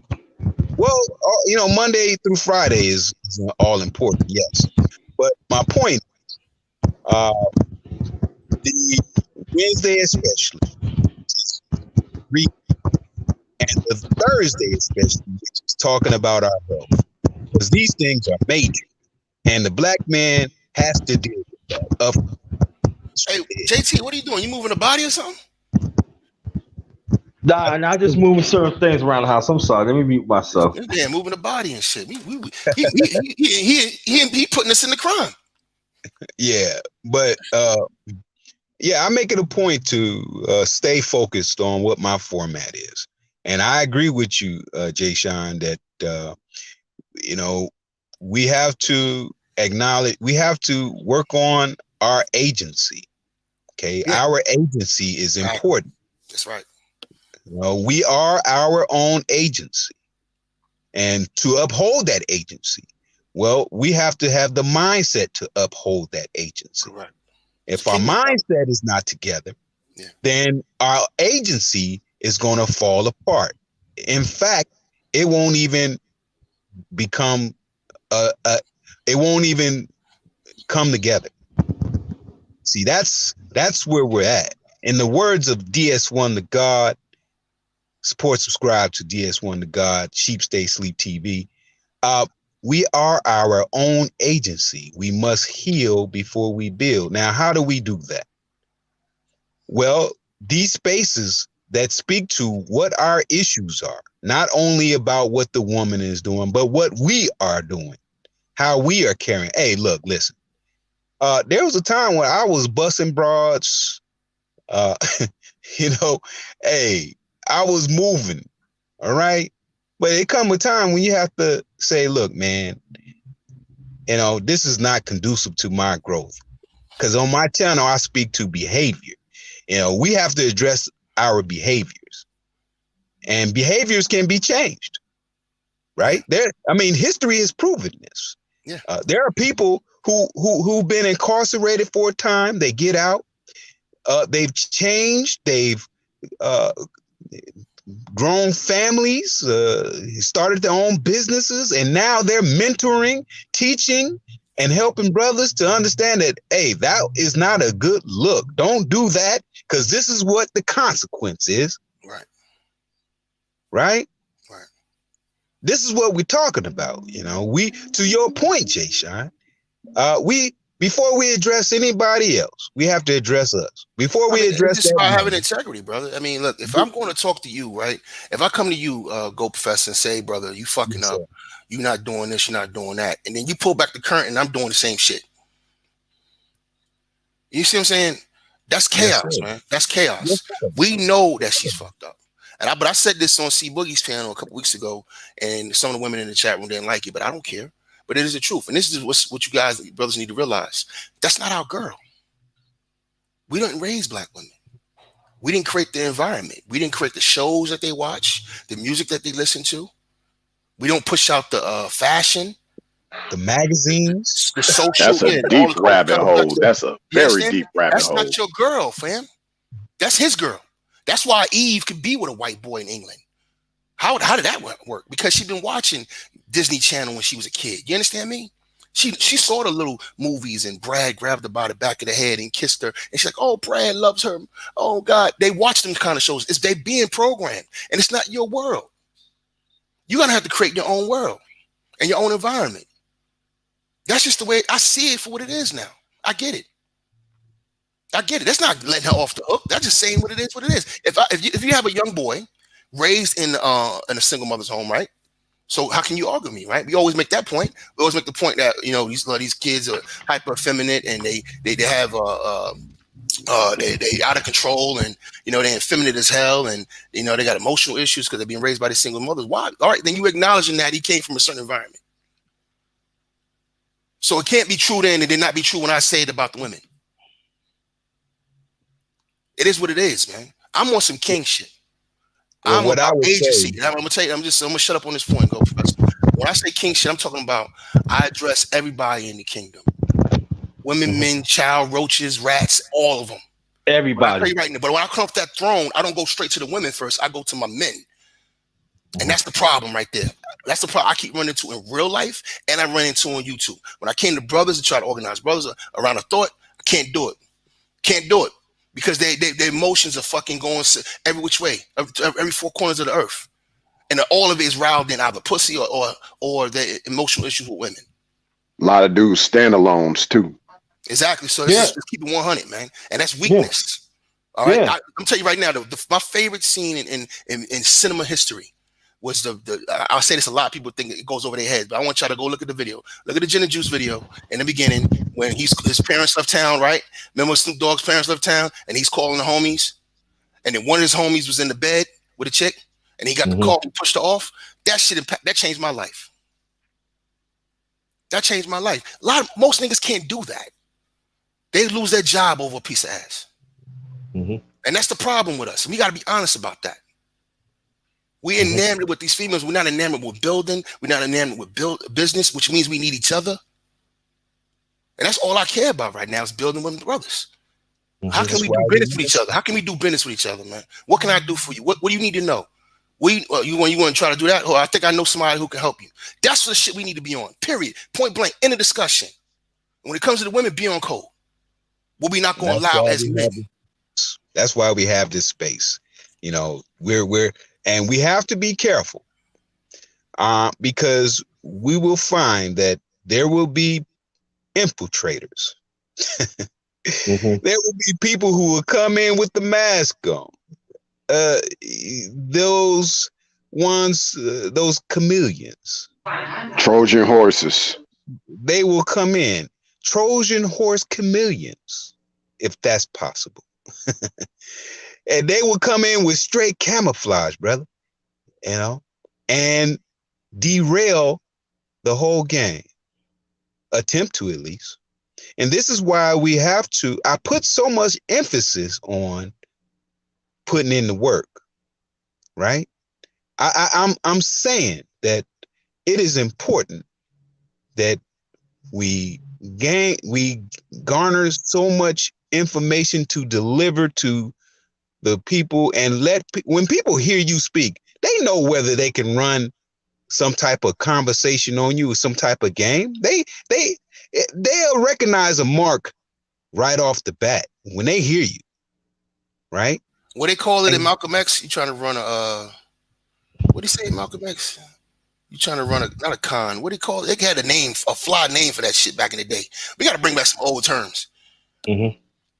What do you call it? I'm saying not a Ponzi scheme. Is it Ponzi scheme? No. When Malcolm X was talking to he was talking to that brother in jail, and the brother was coming to him with the Muslim stuff, and he was like, "You trying to run what's the name? I forgot what he called it." Yeah, I have to go back to look at that. My bad. Or Jack move. I'm thinking Jack move, but I could be wrong. Nah, it wasn't that. It wasn't. I know what you're talking about, but Mm-hmm. it's on the tip of my tongue.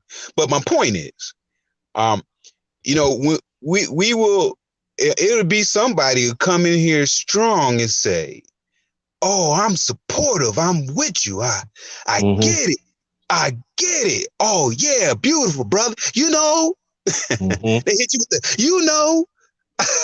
Right. And Mm-hmm. then the next thing you know, uh, they coming with the madness.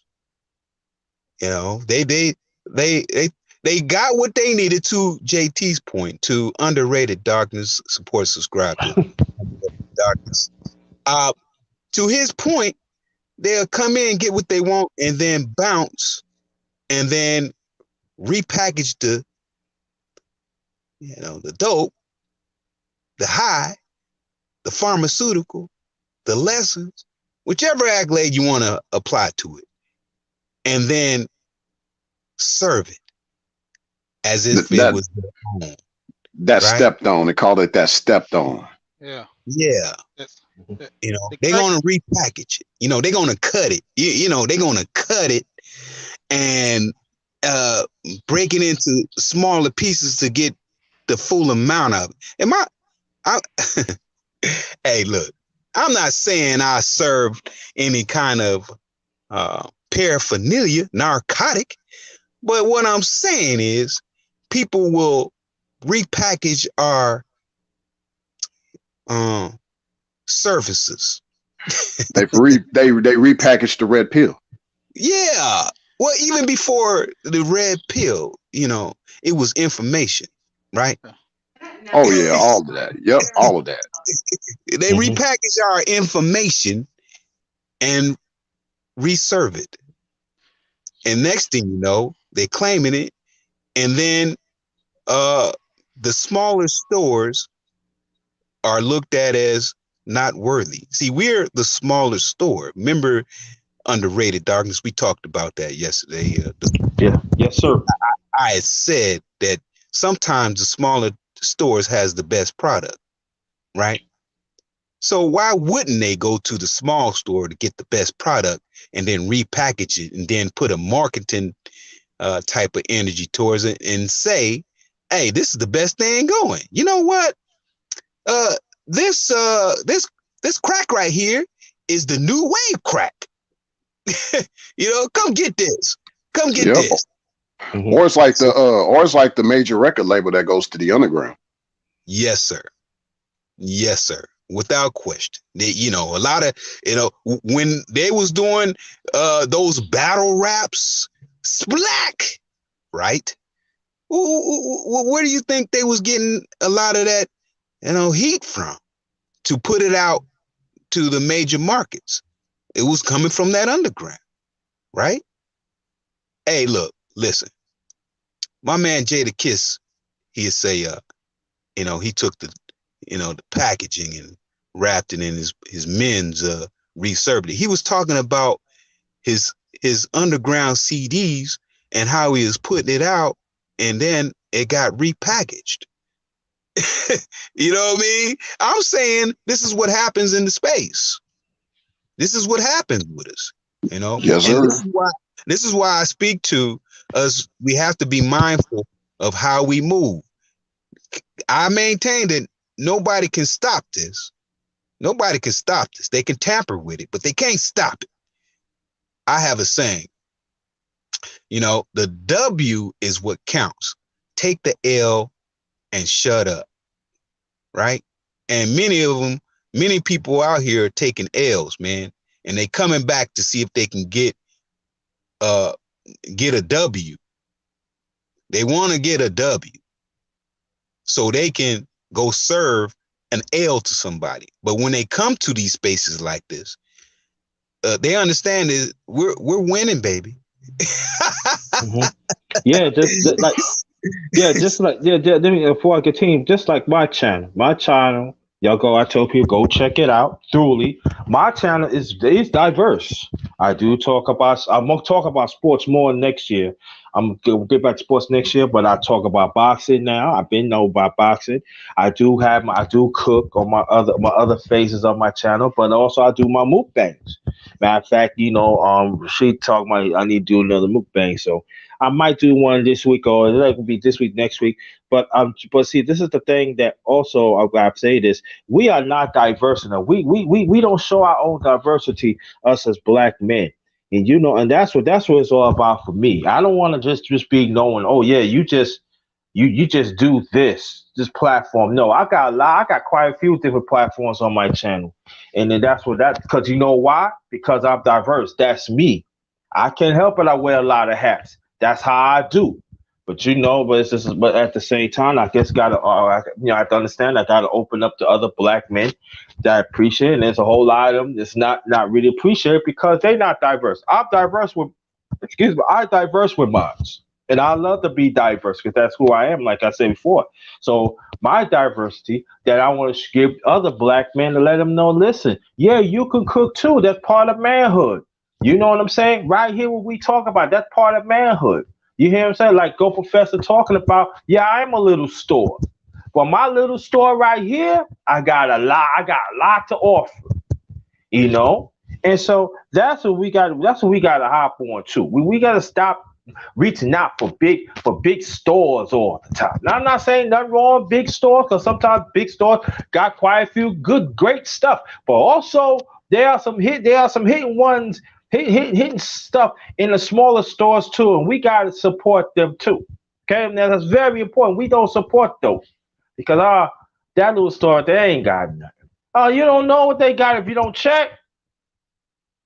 So that our mindset gotta be diverse too, because we sometimes we stuck on this one mode. We figured in life that's going to get us off. No, you gotta be diverse. You gotta be critical, diverse thinking. Us as black men, critical. You hear what I'm saying? Critical. All right, it's very important. So that is very important. And these are brothers that on this channel where I could actually say we are diverse. But how many brothers is like that right now? To me, just a few. Yeah, black cats That's want sad. I want to. they want yes men on their channel, echo chambers. You know what I mean? And Yeah. yeah. But I'm Go sorry. Go ahead. ahead, bro. Go Go ahead. on, See. Sheik. Go on, Sheik. Yeah, I wanted to say pretty much, and I always tell a lot of guys, I was like, a female brought me to the manosphere. Erica Williams, always on her channel dealing with finance, Mm-hmm. about business, getting my money up. And she always used to talk about BGS and O'Shea. And I'm like, why is she talking about these dudes like the somebody daddy or something like that?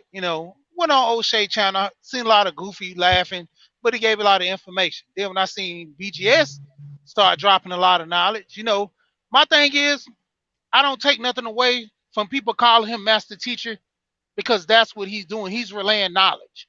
Now, if he's not your master teacher, then I understand that. But the whole thing is everybody take offense to what people call it. You're not calling him that, so why do you have an issue with it? That's like somebody's Mm-hmm. going around being a dad. You have a stepfather, and your stepfather put on for the whole neighborhood. He give everybody ice cream and everybody call him Unc. You don't have to call him Unc just because everybody else is doing it. That's the thing that kills me. We got people out here trying to relay some type of information because BGS stuff it gets mixed in with a lot of rhetoric. You know, he provide a lot of information, but he knows from time to time he got to come in with certain topics to get these guys ear to join in.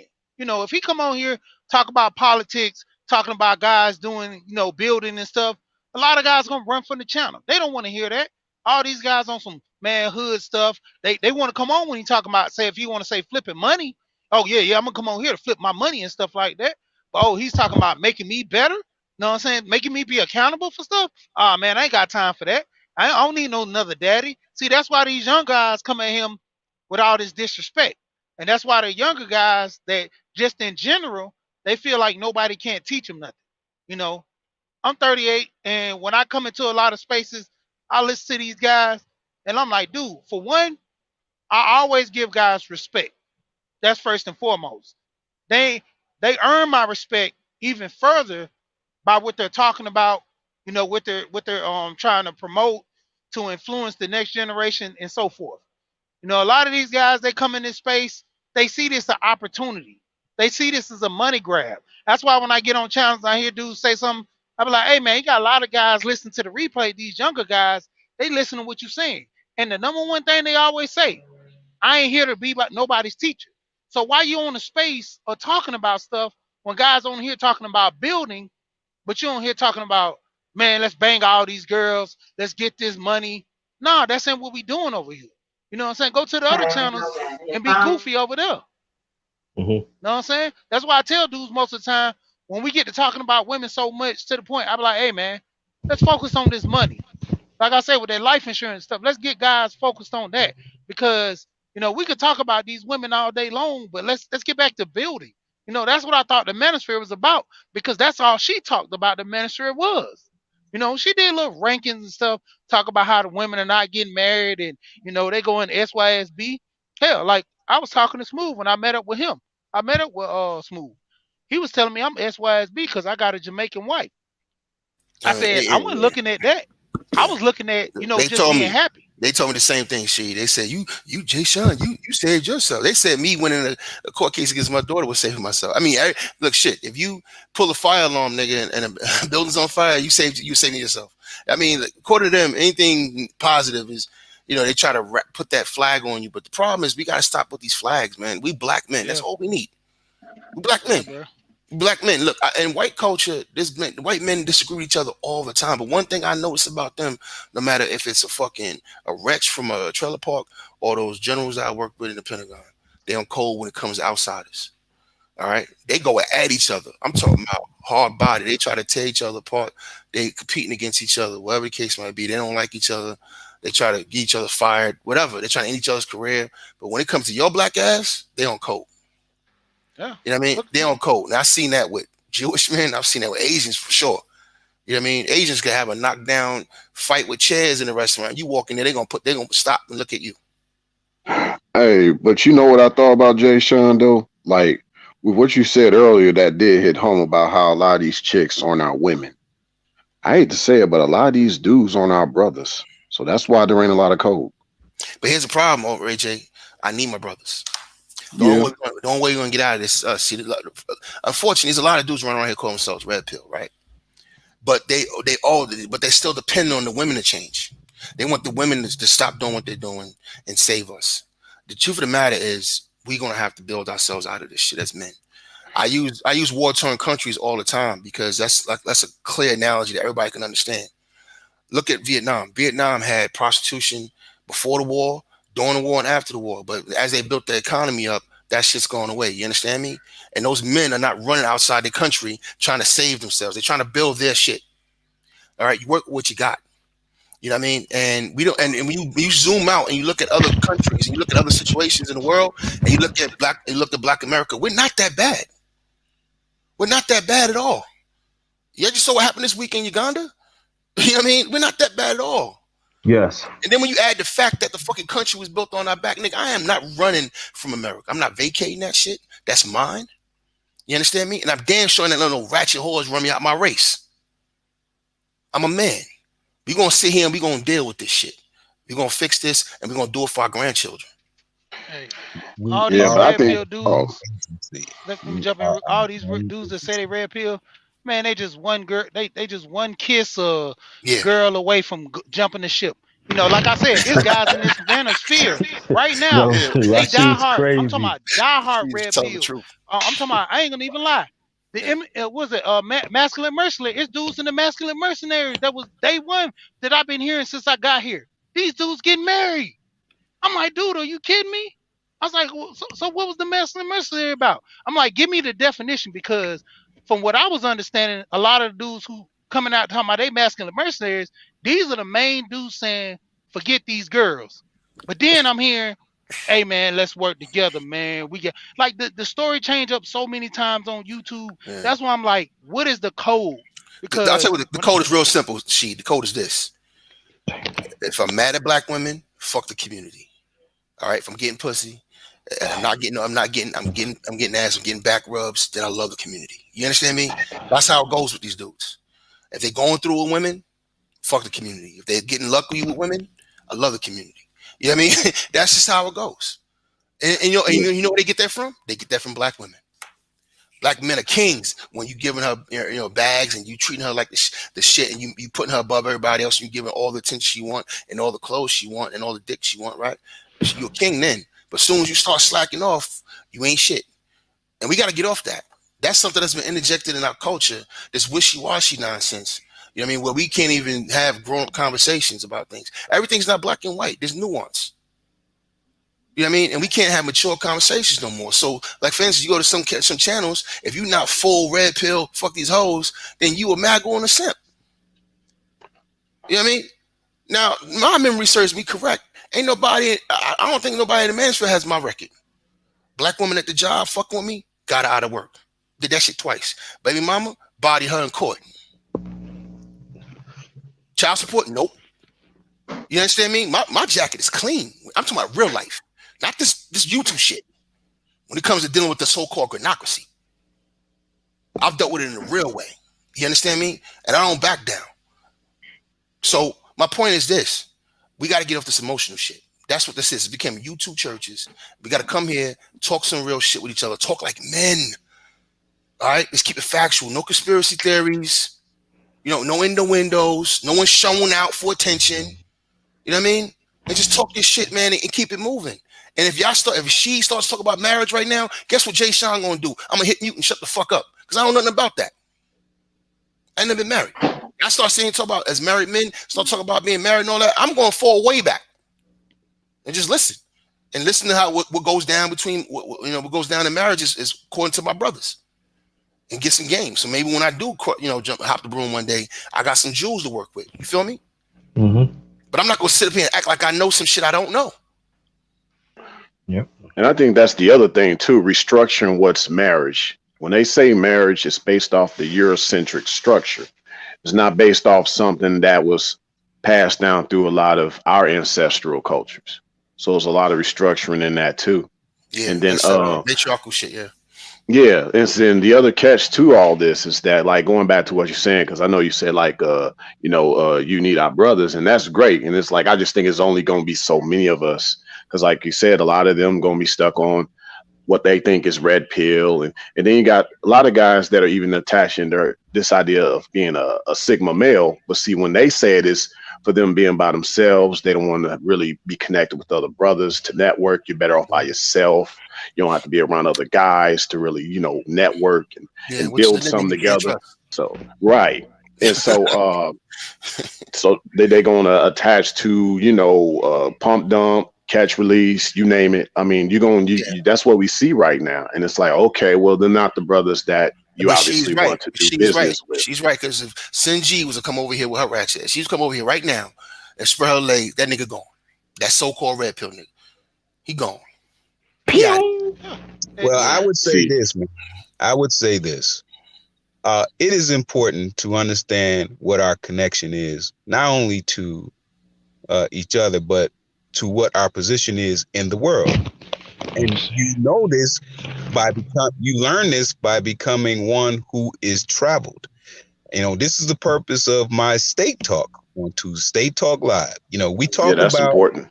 States. We talk about your state, the state you live in, your physical state, your mental state, your spiritual state, your emotional state. You traveling. I'm a traveled brother. I've been across the country. I'm talking about on a motorcycle. On my, there you go. I ride bikes too. There you go. Yeah. Okay. Yeah. I'm talking about travel. You know what, I've been in other countries. Go Professor. Yeah, yes, pop the collar, boss. Let's pull a rank right now. For all my brothers who ride motorcycles, we really see the country different than you do in the car. All right, trust me. If you try to run the country in the car, that's cool. That's better than some of these motherfuckers who never been nowhere. That's good. But if you really ain't rolled across the country in a motorcycle, boss, in the rain, stopping here, stopping there, in these small towns and shit, you ain't really seen America. Heat, snow, fall, all at the same time, extreme cold, bugs all on your jacket, bugs all on your fucking visor. Yeah. I rode my bike not only in this country, but in other countries. Yeah, I'm All doing right. that now. Yep, I'm doing that now. What And I'm I'm over saying, here in Germany. If you didn't know, go first. I'm out here I got my motorcycle with me. So hey, I got yeah, family over there. All right. I'm yeah. saying become one who travels, man, and then you can get a better perception of what you mean to the world, what your position is, your Better understanding. perspectives. Yeah. Yes, your connection to you won't have people putting in your mind that you are only limited, you are only what your neighborhood is. This is how big you are. You're only the size of your neighborhood. Mm-hmm. You're only the size of your state. The furthest you've been is up north in your state or down south in your state. You ain't been out of your state. You ain't been out of your country. So your knowledge of the world is limited. It's very limited. Yeah. Mm-hmm. You don't have a connection. Yeah. And I'm saying, part of your growth is to travel and see the world and recognize that you are the center of everything, brother. Mm-hmm. This is a fact. In fact, you know what? To belabor the point, look what happened with George Floyd. You know what I mean? You spark a lot of people pay attention to us as African Americans. We've been the center of attention for a lot of things, especially culturally. I'm over here in Europe right now. These Turks are running around here acting like niggas. Hats backwards and shit, talking to women like us, standing like us, standing like a Brooklyn motherfucker, standing like a Harlem nigga and shit. It's just crazy to me. But it is what it is. Listen, You know what I mean? When George Floyd got his neck crushed, you saw how the whole world turned up. When I was in Germany, man, all my partners were Turks. Yeah, they're the streets over here. Yeah, the streets all my partners were Turks, man. Yeah, I didn't have no. Yeah. I didn't have no German. I didn't have no German cats as my partner. Maybe one or two, but for the most part, Khan, man. Let me ask you a question real quick. Just change the subject real quick. Just a quick question. Okay, I don't know if this happened to you. I got a homie named Khan over here. He always sending me pictures of his babies and shit. his family, my son's kid. Like he be sending me random pictures on WhatsApp, of these kids and stuff all the time. Did they do the same thing to you? Well, I don't have WhatsApp. So, but my brother, anyway, the Turks over here, man. One of the homies I hang out with, Khan, man, he's always sending me, the family stuff, the kids. You know what I mean? He's always sending me photos, man. Like it's a pride with the kids, especially the boys. You know what I mean? And I just thought that shit was fly. I just think it's really dope. You know what I mean? The Turkish cats, they move differently, and when I was there, they ran the clubs, right? Yep. You go to the clubs, they move different. You got to watch how they move. And they know every language too, man. So I had to get a windshield over here. Of course, I didn't go to the Germans. My homeboy said, go see old boy over here. They had a nickname for him. I get there, that's Khan and his family. I met his mom, his brother, and they hooked me up. So I eat anything, man, with my car. Outside of warranty shit. You know what I mean? Yeah. Tent, whatever. You know what I mean? My shift, my motorcycle, paint, touch up, all that shit. I go to them. Yes, sir. Hey, my point is,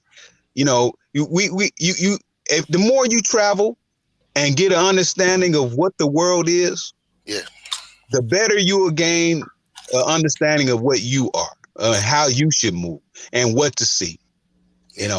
How you can connect. And you realize the streets is the streets. Yes, sir. That's the main thing I learned, man. Whether I was in Bahrain, when I was in Qatar, especially in Qatar, being out here. France, the streets are the fucking streets, man. No matter where you go, and you know how to you carry yourself in a certain way, right? I can go in any neighborhood anywhere and carry myself in a way where it's clear that I'm confident in how I'm going to move, right? If I go to, let's say I'm in California, right?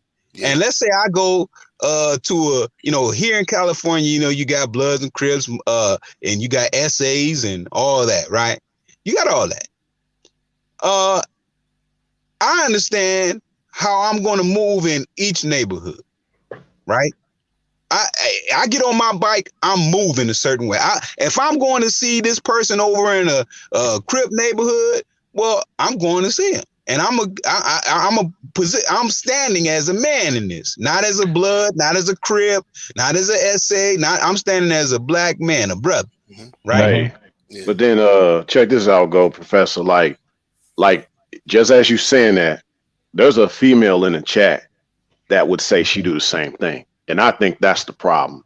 Because What for the what is she? men, What does she mean? Do the same thing? What is that? well, because like as a man is Speaking good, to. you have an open mind, you're a seasoned traveler, you can see a lot of things, you know what I'm saying? So you have a broad perspective. You see the big picture, you have the vision. But you Yes, got a sir. lot of these females now that are trying to do the same thing men do, travel abroad, see a lot of different things, have their own perspective. So when you come in, she ain't really trying to hear what you have to say because she like, well, I've seen that. So what do you really have to add to me? So See, I respect a lady that's actually more into being more centered around what you are doing versus her having her own little universe. But well, you got, go ahead. I don't know exactly. I can't see the chat, right? Yeah, I'm But looking Oh at no, the no, chat right now. I'm not saying there's somebody in there doing that right now. I'm just saying figure of speech. Oh, just oh in oh general. Yeah, just in general. Well, Okay, I so would just interject that and say it depends on the age too, though.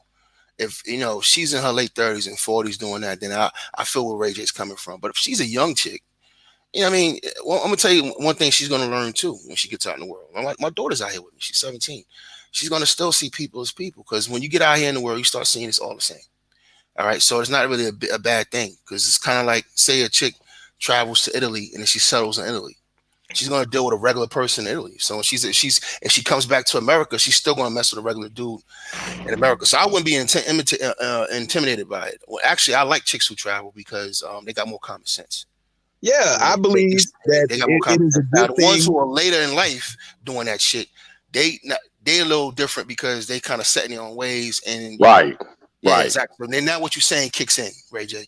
You know what I mean? Absolutely, I believe I absolutely. believe that a person, be it man or woman, should travel, Yeah, right? They should travel. But what I would say is that the mindsets of travel are different. Okay. yeah. We We travel for travel it, the right? world to solidify our position in the world. Right. We look at what we mean to the world because I mean you can dispute it, you can challenge it all day, but the world is built by men. Okay. This Ooh, is men, the world is built by men. It's facts. facts. Now when I travel the world, I'm looking at what men did. And in this space, I'm looking at what men are doing. That's what I'm talking about. Yeah. Hmm. I want to say something too with that. You know, I'm not trying to, what I'm saying, come at the brother, but if you have a woman that's say she's well traveled and she feels that way or you feel that way the way she come at it, you don't have to deal with her. That's what a lot of guys I try to get them to understand when they be like, well, what about these women that act like this or do like that? Why are we even dealing with them? If Hmm. if if a woman is not on your code or your program, you wrote the script. This is your program. If she come in as a virus, get rid of her. We don't have to, it kind of to the point where most guys look at it as, she's the one, but it's just certain things about her I need her to change. Right. Right. That's where I was going with that too. That's a good point you brought up because I mean, yeah, I mean, she definitely some things that she's brought along the way is good for the reboot, but then there are other things that are definitely viral. So like even in the space, because I'm really seeing like the big picture, like just like with what you just said. Okay, for example, bring her in, she's a nuisance. Okay, you don't have to deal with her. So as a whole, let's just say going back to what Jay Sean said, a lot of these chicks are not our women per se. A lot of them, like you said, Jay Shine, they settled in their ways. They've been around, so we've seen them in these spaces. They've Hmm. been around. They panel hop. You know what I'm Hmm. saying? They do all kind of stuff. They infiltrate. They ain't trying to help. They ain't trying to even want to procreate. We see that. So I think just like I was saying, she has to be incorporating herself into your world, not you two Mhm. having two separate worlds. You have to have your own world, and she comes in to your world. You know what I'm saying? Mhm. Because that's the only Okay. way that can be rid of And overall, even as a whole. what I'm When you're saying talking is that about, yeah, most of them will do it because as she goes out in the world, she also sees what my man just said. It's a man's world. You know what I mean? That's how it is. It just is. The only difference is like some people travel for different reasons. You know what I mean? Some people are trying to escape. Some people are just trying to vacate and and try something new. And like my man said, it's kind of like a mirror. You're finding yourself and you're seeing your place in the world. And one thing you're going to notice when you're out here is that you're in an anti-black world for sure. All right. No matter where you go, there's racism. White Mhm. supremacy and Asian supremacy is everywhere. You know what I mean? Other groups of men are ruling, you know what I mean? Whether it's a local level or the national level. So Mhm. you're not going to walk into no country that's not being dominated by some male that's not black. Now you might walk into Africa and it might be a feeling of black male dominance, but those a lot of those countries are still being controlled by European countries or at minimum European banks. You know what I mean? Yeah. So or a European industry. You know what I mean? So when you get out in the world and you start seeing how things really is, who you are is what you're going to be. It's kind of like giving money to somebody. It's only going to, exasperate who they really are. So if they're really a fucked up person, they're going to just be a really fucked up person with money. If they're a charitable person, they're going to be more of a charitable person with money. That's how the experience is too. If she's traveling and she's a bad wench already, she's just going to be more of a bad wench on the national level. She used to be a local bad wench. She graduated to national bad wenching. Now she's an international bad wench. Okay, that's what right, it changes. But if she's a sister girl, she's going to come home because she's going to see the world for what it is, and she's going to see her place in it, and she's still yeah, going to want her black children, her black family. So when she that come back to core, the city, when she come back to that city, and she run into a Ray J the other Ray J at the bar, and she see a cool brother, you know what I mean? It's going to work. It's going to be fine. You're just going to have a chick Mhm. right, that has more sense and has a more worldly view, and that's actually a good thing because a lot of motherfuckers, black males and black women, have a real closed mind. All right, they really that don't too, know. They really don't know what's in the world, how the world operates. And I yeah, remember growing up in Brooklyn.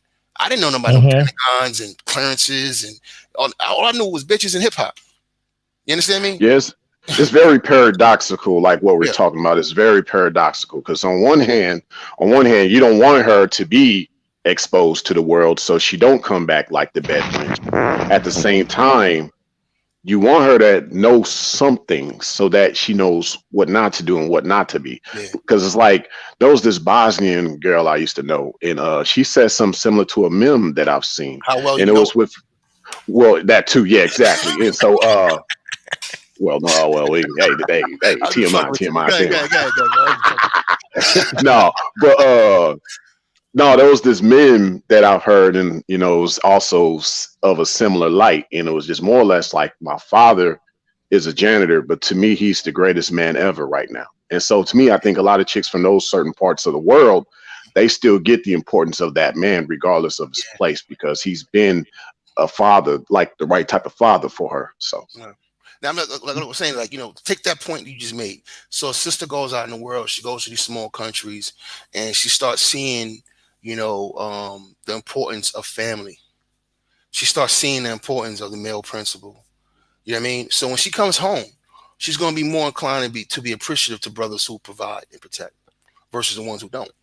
I've Mhm. seen it a million times. I know these sisters. I work with them. You know what I mean? Back at the State Department, yeah, they're cool. They down with their brothers. They cool, and they got a world view. The question is, what's in her? Is she a bad yeah, wench that or core. is she a sister? Right? Exactly. So if she's a sister, I'm telling you, she's going to come home. All right. Well, If she, what I would say, to, I mean, because we go back to, the women conversation, the woman conversation. What I would say is, um, to me, and I only speak of me, it doesn't matter what woman I deal with, what her position is, what her past has been, whatever it is, when she's dealing with me in that present moment, and I tell her, look, I'm not going to tolerate these type of behaviors, mhm, right? And she don't work to switch that up or do whatever she need to do, mhm. then it's There's not a going door. to work. There's a door. You know what I'm saying? Because I'm You, saying I you, know you me. turn you turn it to the right, sweetheart. There you go. Right. You turn it to the So, It's right. There you go. about me. It ain't about right. her. It's about me. It don't matter Right. what she was about, whatever. She can be the biggest hoe on earth. But I'm saying when she gets with me, and I tell her, look, I'm not going to tolerate that. This is what I'm not tolerating. Because I understand people go through things, right? But I'm telling her, I'm not tolerating this. But she decides she's got a choice. Either she's going to continue that behavior or stop that behavior. If she continues that behavior, then she understands why I'm not dealing with her. Because it's about me, not about her. Okay. That's my Yeah. Right. Well, that's why I was thinking like, let go me ahead, make go this. ahead. Let me make this announcement quick so we keep on going. Welcome to my channel, The Underrated Darkness, yours truth, the underrated one, the number one grinder. All right. Welcome to another version of the Underrated Men's Breakfast Fellowship Live. I got my brother Go Professor, brother Jay Shine, brother other Ray J. You got to give my email so the next time when I do that, I'm gonna send it through our email so you can get on the panel. All right. So I'm gonna send it out in a few minutes. I got you. I got you. Yeah, for sure. Okay, and also before we continue this conversation, I'm thinking about doing the mukbang later on. I'm just asking your brothers, do you want to underrate? See, I can do it. I want to know the underrated one. Do y'all want to see a mukbang later on or not? Then y'all can continue the conversation. Oh yeah, I I'm forgot. good. I forgot. Let me put this out there. Also, I had Cash App. It's $ capital JT 53000. Also, I had PayPal account. PayPal is on / paypal.me / all in caps again. JT Black 53. Support. We greatly appreciate. All right, what y'all was saying? I'm sorry. Hey, Jay Shine, you got a channel, and the other Ray J, you got a channel, so I can subscribe to you. Oh yeah, I got a channel. I ain't been live in a while, but yeah, I got content on my channel, and I also do a lot of content on X channel. What's your channel? J Sean Randoms. Okay, I got Yeah, you. yeah. Yeah, And my channel's simply the other Ray J. So yeah, that's my channel. so I'll sub to you guys. As soon as I get off here. For sure. Okay. Yeah, I got you, man. And Appreciate it. I do the I'm going same to be thing doing back. some live streams again because there's some things I want to address. Just through my own content.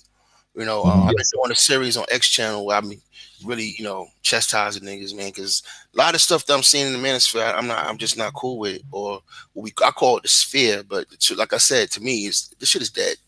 I mean, I think we need to get back to being channels and black men coming together and talking, and we go from channel to channel, and just each one teach one and keep it Yes, moving. sir. You know what I mean? But because what happened now is, now is because when you create a space and you title it, then somebody's trying to be the king of New York. You know what I mean?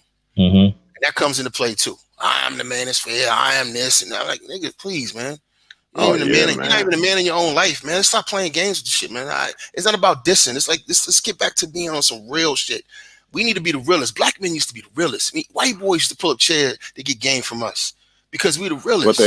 they call that, no homo, but guys trying to size each other up or something like that. Man, What's just going on right now? like, come on, Right. man. Like, this is immature behavior, man. We too grown for this, and it's too late today for it. Look, we running out of time.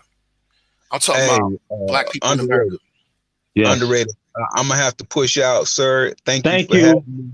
Thank you for having me. I want to say support and subscribe to Underrated Darkness. Uh, I really appreciate these conversations. Jay Shine and the other Ray J, I'm going to sub to you. Oh, And I likewise, appreciate you likewise. guys, having me up, and we're going to keep it pushing. Hey, look, listen, black man, I love you. I may hate your behaviors, but I love you. Look, listen, black woman, I love you. I may hate your behaviors, but I love you. We're going to keep it pushing, and I'm out. Not yet. You didn't answer the question. Do you want me to have mukbang later on or not? It Yeah, goes for the rest I of the said I'm brothers. good with it. Yeah, Okay, yeah. cool. I may All right. not be able to get on, but yeah, you know I drop in.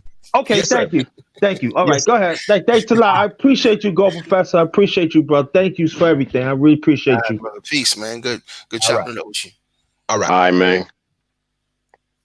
You're gonna have to hit me on to what that is, the underrated, because I don't. Yeah, what is What mukbang? Mubang or whatever? Well, Yeah. mukbang is other people what they do on what they do. Some people they buy the food, right, and they be at the restaurant and they show the food, what they get and stuff like that. But for me, I cooks my food. Oh, got you, got you. I Mm. cooks my food. I tell her what I do to it, but at the same time, I put a twist on it. Sometimes I had a conversation.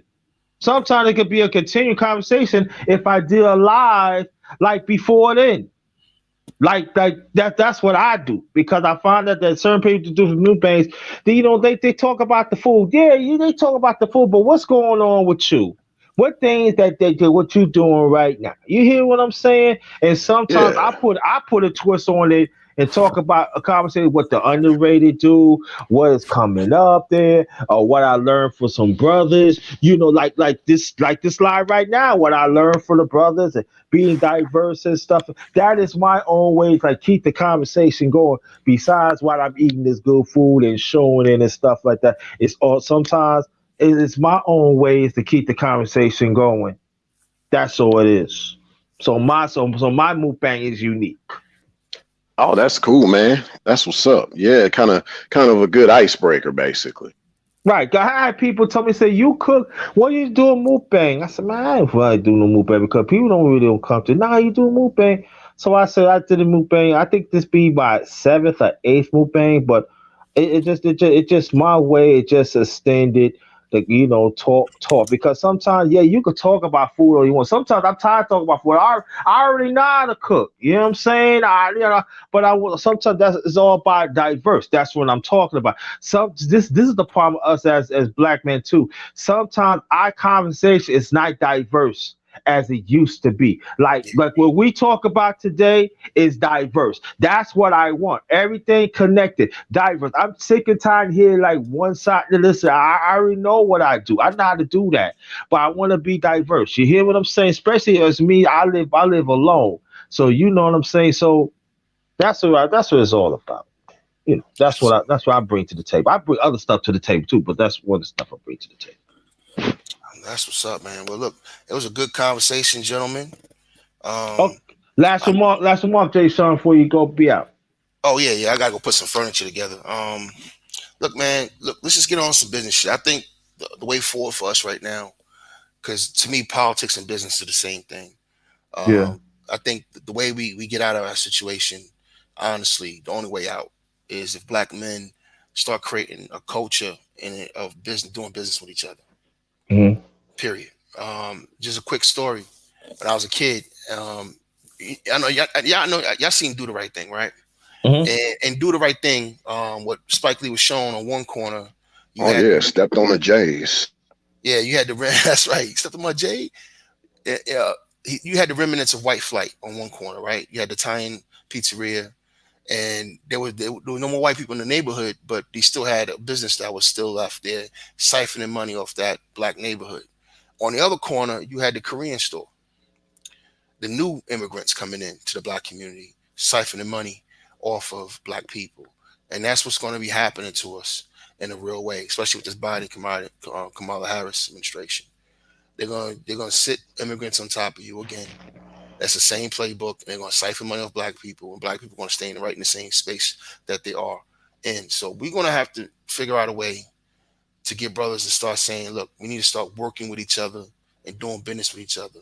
So back to my story. With that being said, when I was a kid, I used to work at this Jewish corner store, sweeping floors. And the reason why they hired me because the community already left and moved over to Williamsburg. You know what I mean? So there wasn't that many Jews left in the community. So he didn't sell. He wasn't selling the store just yet, but he was still making his money there. That's what his business was. So he hired a little black boy, me. These are Hasidic Jews. Now I watched this Jewish guy get into a heated argument with another Jewish guy. They can't stand each other. Mad disrespectful. The guy he owed the money to, being mad disrespectful. In our community, that would have been an opportunity to say, you know what, JT, fuck you, nigga. I ain't giving you your money.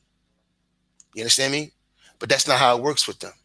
Heated argument or not, like each other or not, he still paid that man his money. Why? Because when he got to the synagogue, and they found out he didn't pay his debt, Uh-huh. he would have had the other men would have had a problem with him. Uh-huh. You see what I'm saying? They don't put emotionalism over business. Yeah, if you owe a debt, you owe a debt. So if I owe you a service, you paid me, Ray J. I owe you a service. I need to fulfill that service. If I provide a service and you owe me payment, you should pay me. To me, that relationship is a cornerstone of humanity, of civilization. If we can get back to that amongst the men, and then like-minded sisters, and start doing business with each other, we're relying on each other, not liking each other, relying on each other. You understand me? Not like this, all this, yo, I like so-and-so, he be talking that shit. Fuck all that. Mm-hmm. All right? I don't care if you like me, man. Let's do business. Do you respect me enough to pay me, man? Do you respect me enough to look out for me? Do you respect me enough to have my back? Do you respect me enough to understand that I'm a black man with a family that you need to support? Mm-hmm. That's where it needs to be. So that's my parting shot, man. I just want to say, business is life and life is business. Y'all brothers handle yours, man. And that's the key to everything. Let's get back to doing business like our grandfathers used to. Yep. Yeah. So anyway, thanks for letting me come up, JT, man. Always a pleasure, brother. Always Thank a pleasure you. coming to talk to you and the brothers you have over here. Good brothers. Ray J, it's always been a pleasure. And actually, Ray J, I just hit me. I owe you. So I'll talk to you offline. I'll hit Okay, you up. yeah. Just email me, man. I'll hit you up. All right, y'all. All I'm right. out. All right, peace. All right, that's the good old Ray. That's Ray J. He always right there. The other Ray J. I put my email in a private chat. You can go get it. Okay, cool. I'm gonna screenshot that. I think I still Yeah, got your old one, but just in case, no, no, no, no, no, no, no, no. Let me explain that.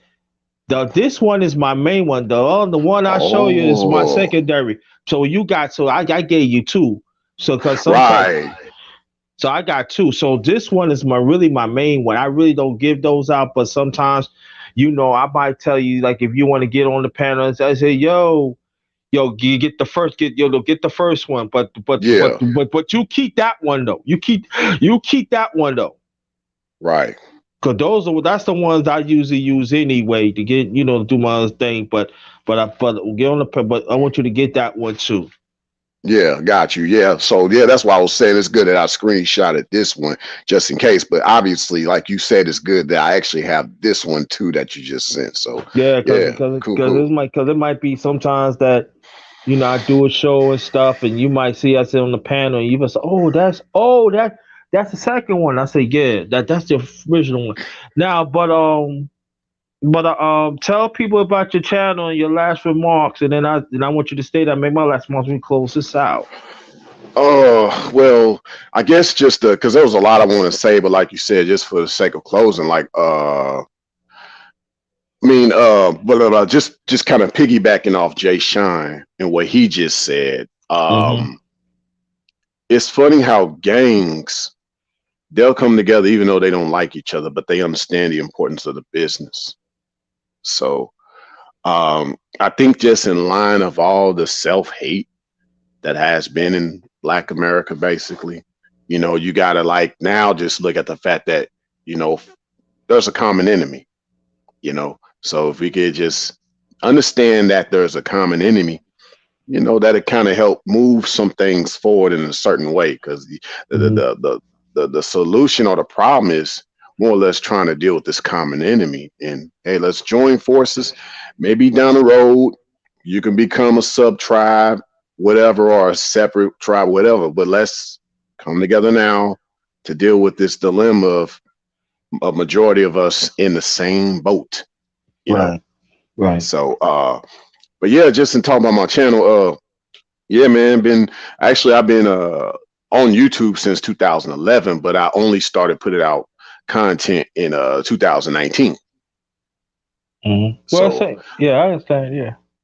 yeah, so I've been around, but I just hadn't been putting out content. So I probably could have had a lot more subscribers by now. But to me, I wasn't moved by that. I was moved by the message. So hence, the other thing I wanted to bring up was just my style of channel.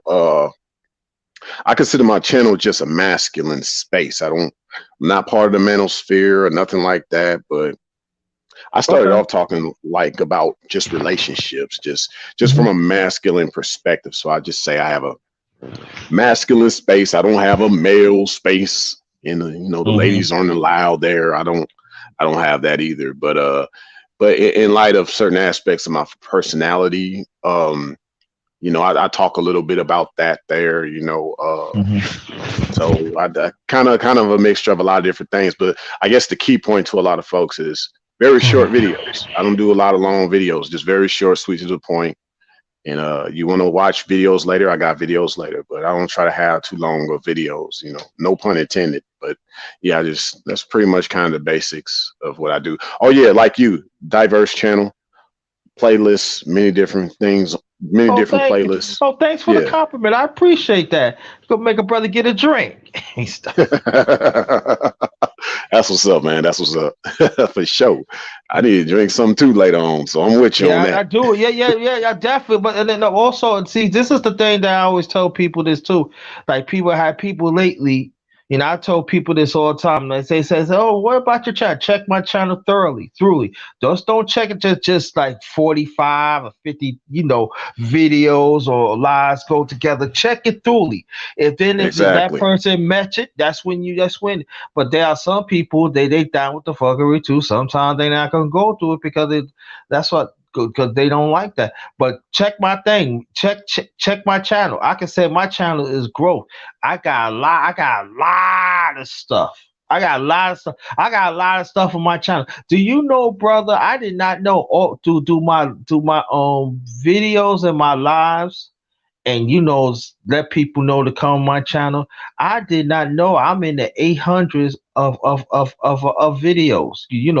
That's what they call the videos. They call live videos. You know what I'm saying? I never knew I have all of that. So Wow. I didn't know. I said peeped it, and then I kind of find out I got 1,900 subscribers. It's in the 900s now. Yeah. Wow. Well, well, I put it like this. What I had to overcome when I hit 2,000, it's gonna be a accomplishment to me because 3 times I had to stop myself from not really continuing. You hear what I'm saying? Yeah, I feel you. So me get to 2,000, it'd be an accomplishment for me personally. You know what I'm saying? Because I came a long way, and I'm just saying like this though that that's what I want to bring to the table, be diverse, and because somebody told me, see, yo man, you can bring a whole lot to the table. That's like people ain't ready, but sometimes you just got to put yourself out there, put your stuff out there, and after that is in archives now, and so people can learn from it. So that's why that's what I got two different platforms for men on my channel. Is the first one I created is the underrated men talk. That was the first one. This one I created like a few months ago because I found out that there are black men needs to be heard in the morning. You know what I mean? So I create that, and that's the underrated breakfast fellowship live for the men. Cause sometimes some men some brothers, they don't have no time like throughout the afternoon and night to talk. You know what I'm saying? They have families, they got things got to do. So I create that for men. So this is the thing that us as men, we have to understand this too. We got to be more diverse. It's nothing wrong show other men how to cook. The talk and have conversation of men. There's nothing wrong. It's nothing wrong. You sit down with your family and talk to them and have fun. Let's have fun sometimes. Oh Right, yeah. right. Let's have fun sometime because also I do have my life stories too. I want you to check those. I think you will love that because I think you would crack up and shit. You have to go. I Yeah, I'll think you check would them like. out.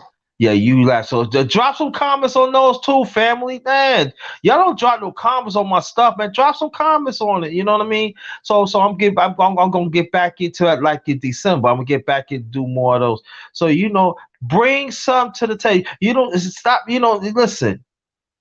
See, when you narrow yourself, that's how it is. Learn to branch out, brothers. Stop being around certain amount of brothers all the time. Branch out. That is the only way we're gonna mobilize as brothers. And some of our women, they looking for that. Branch out. You see, brothers, look, there's brothers, Sir Anthony in the chat, Jason Randers, Dre Day, You know what I'm saying? Little Rock to 2517. Michael Johnson Box Talk. Mike Fee, thanks for coming, brother. If you still, thanks for coming. William 84. This is proof. This is diverse right here. Big Duke 24. I'm gonna do something here next week on his channel. Next Saturday, watch out for that. I ain't supposed to bring it up, but I'm bringing it up. Brother Picard, you know what I'm saying? This diverse, brother CDR. This is what I'm talking about. And these are the brothers that are diverse in their own way. You got to bring something to the table. You cannot just say, "Oh, I'm talking about this, talking about that all the time." I want to have fun. You know what I'm saying? It's because at the end of the day, when you have fun, you can help that other brother. That brother could be by probably think about suicide, could think about certain. Oh, it could be, man, there ain't nothing really going on. But when you make him laugh, he could probably snap out of it, and he said, "I got something to strive for." You never know. You got to do that, brothers. If we said we're Right. gonna be there for each other, we got to be there for each other of all levels. You just cannot just be with certain brothers that you comfortable with, that makes you stick. For all of a sudden you ask, we need to rely. No, no, no, no, no, no. That's because we're not going nowhere. We're not getting anywhere. But my last remark is this too. I will do a mukbang later on. Oh, brother, are you gonna show up? Oh, what time is it gonna be? I said it's gonna be another 2 or 3 hours. Okay, I'll try my best. So I think I got the notification bell on your channel here, so I'll definitely be looking forward to checking you out. Yeah, it's gonna be. As I said, about another 2, 3 hours, or another 3 or 4 hours. Cause Okay. brother man, gotta rest a little bit. So Yeah. I gotta rest a little bit. What I gotta do anyway, it's not all that slow and everything. I get that done, but I'm gonna rest a little bit to give the brothers some chance, give some people some chances, to get themselves together and everything. And see what the brothers, and I gotta see what time that I'm going to do. Going to set it up to set it up, set up on StreamYard, so I can time it real good too and everything. But so that is coming, family. That is coming later on. I Okay. said give. Okay. I said give and take. Not gonna say 2 or 3 hours because I want to rest a little. I said between 3 to 4 hours. Cool. 3 to 4 hours. 3 to 4 hours. Y'all will see when I set it up on StreamYards. That's why I just got to think what was a good time for me. So I could time that right. So I could prepare this. It's a little basic, but I'm gonna throw a little on there. But this is what we're gonna do. We gonna keep on talking. I'm gonna send out, like I said.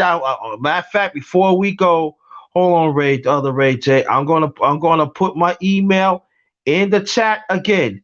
Anybody, women, y'all can get on later on too. Even in the near future when I do the man's talk too. If you want to get on, I ain't gonna. Well, I'm gonna put out this email. I'll get my first email. I don't have no problem with that. Let me see. That's it. Yep, that's it. Put this in the chat. Anybody that wants to get on the panel, that is one of the emails you use. You let me know that you want to get on through email. I will send you the link through your email.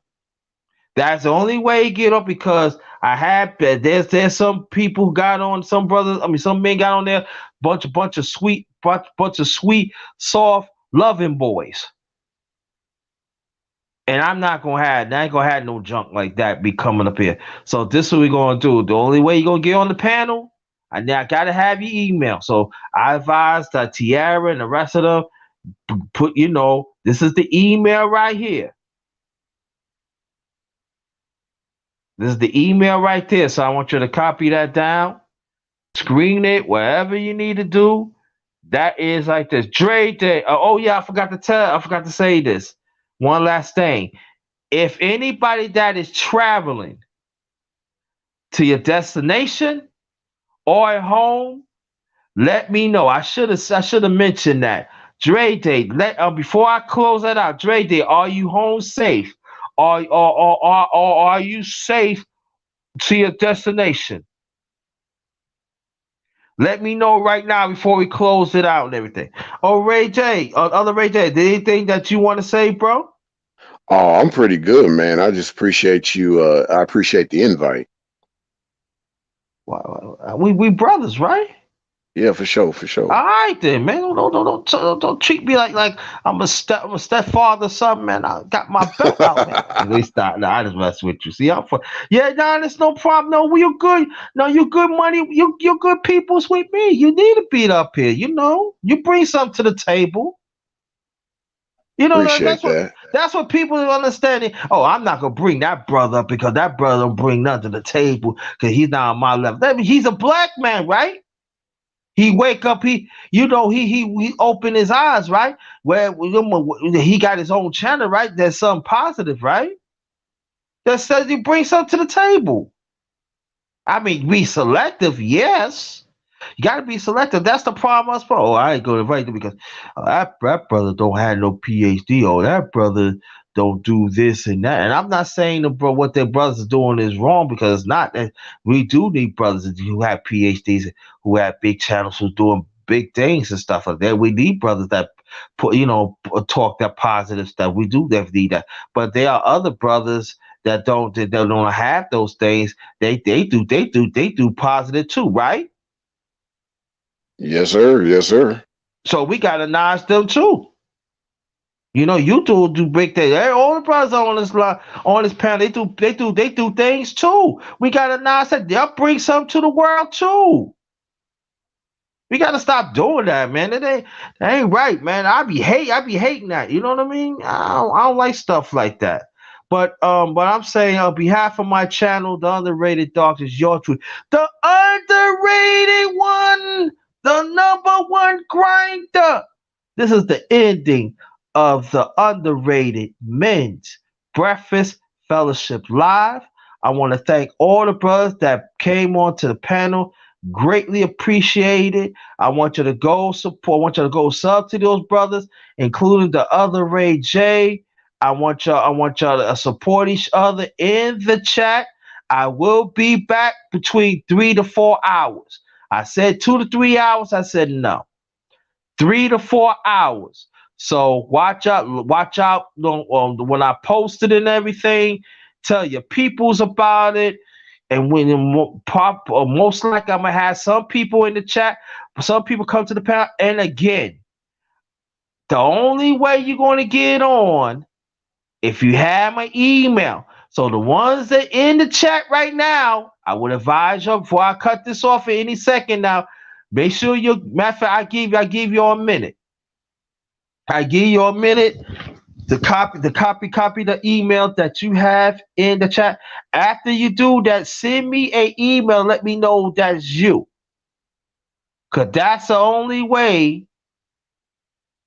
that you're gonna get on the panel. I gotta send the invite through email for now on for a while. Cause a lot of people do that. So I'm gonna give y'all at least about a minute to cop to get that. And also I want y'all to go check out my other stuff that I did in the past and everything. Oh yeah, I'm sorry. Let me shout out to Duke 24. Thank you, brother. And like I said, watch out. We're gonna be him gonna do something. I'm not gonna tell you what it is. It's gonna be next Saturday, not this Saturday, next Saturday. So I want you to watch out for when he let me know throughout next week. The timing of that, I will let you know. I will pre-record it, give you all the information on it. Uh, so um, so y'all can come. And also, I did a special underrated talk. I want y'all to check that out. That was on Sunday. Okay, that was on Sunday. And also, God's willing, I haven't did morning talk in a while. I will probably do a morning talk this weekend. I don't know what time it is. I don't know if it's gonna be Friday or Saturday, but I think it's gonna be Saturday. I think it's gonna be Saturday. So it's gonna be morning talk. Usually I do morning talk like 10 o'clock, 10:30, sometimes 11. But what I'm gonna do is gonna be a little early. So I'm looking at between 9 o'clock and 10 o'clock. Between 9 o'clock, 10 o'clock. So if God's willing, watch out for that and everything. That's gonna be morning. So that be the ladies, y'all can get on here then too, and even later on, y'all can get on the panel too. Okay, so thanks a lot, Ray J. Appreciate you, brother. Thank you. No problem, man. All right, so All right. all right, peace. So on behalf of my channel, the Underrated Darkness, yours truly, the underrated one, the number one grinder. Thank y'all so much to be part of the Underrated Men's Breakfast Fellowship Live. Until later on, another mukbang coming up, 3 to 4 hours. But this one is goes. Be safe out there. Travel in groups. And support your ones, because I know a lot of y'all had suffered losses in the past this year and even last year, like myself. So want y'all to support us and everything, get us through. So 3 4 hours, I see you back, but this one is Ghost.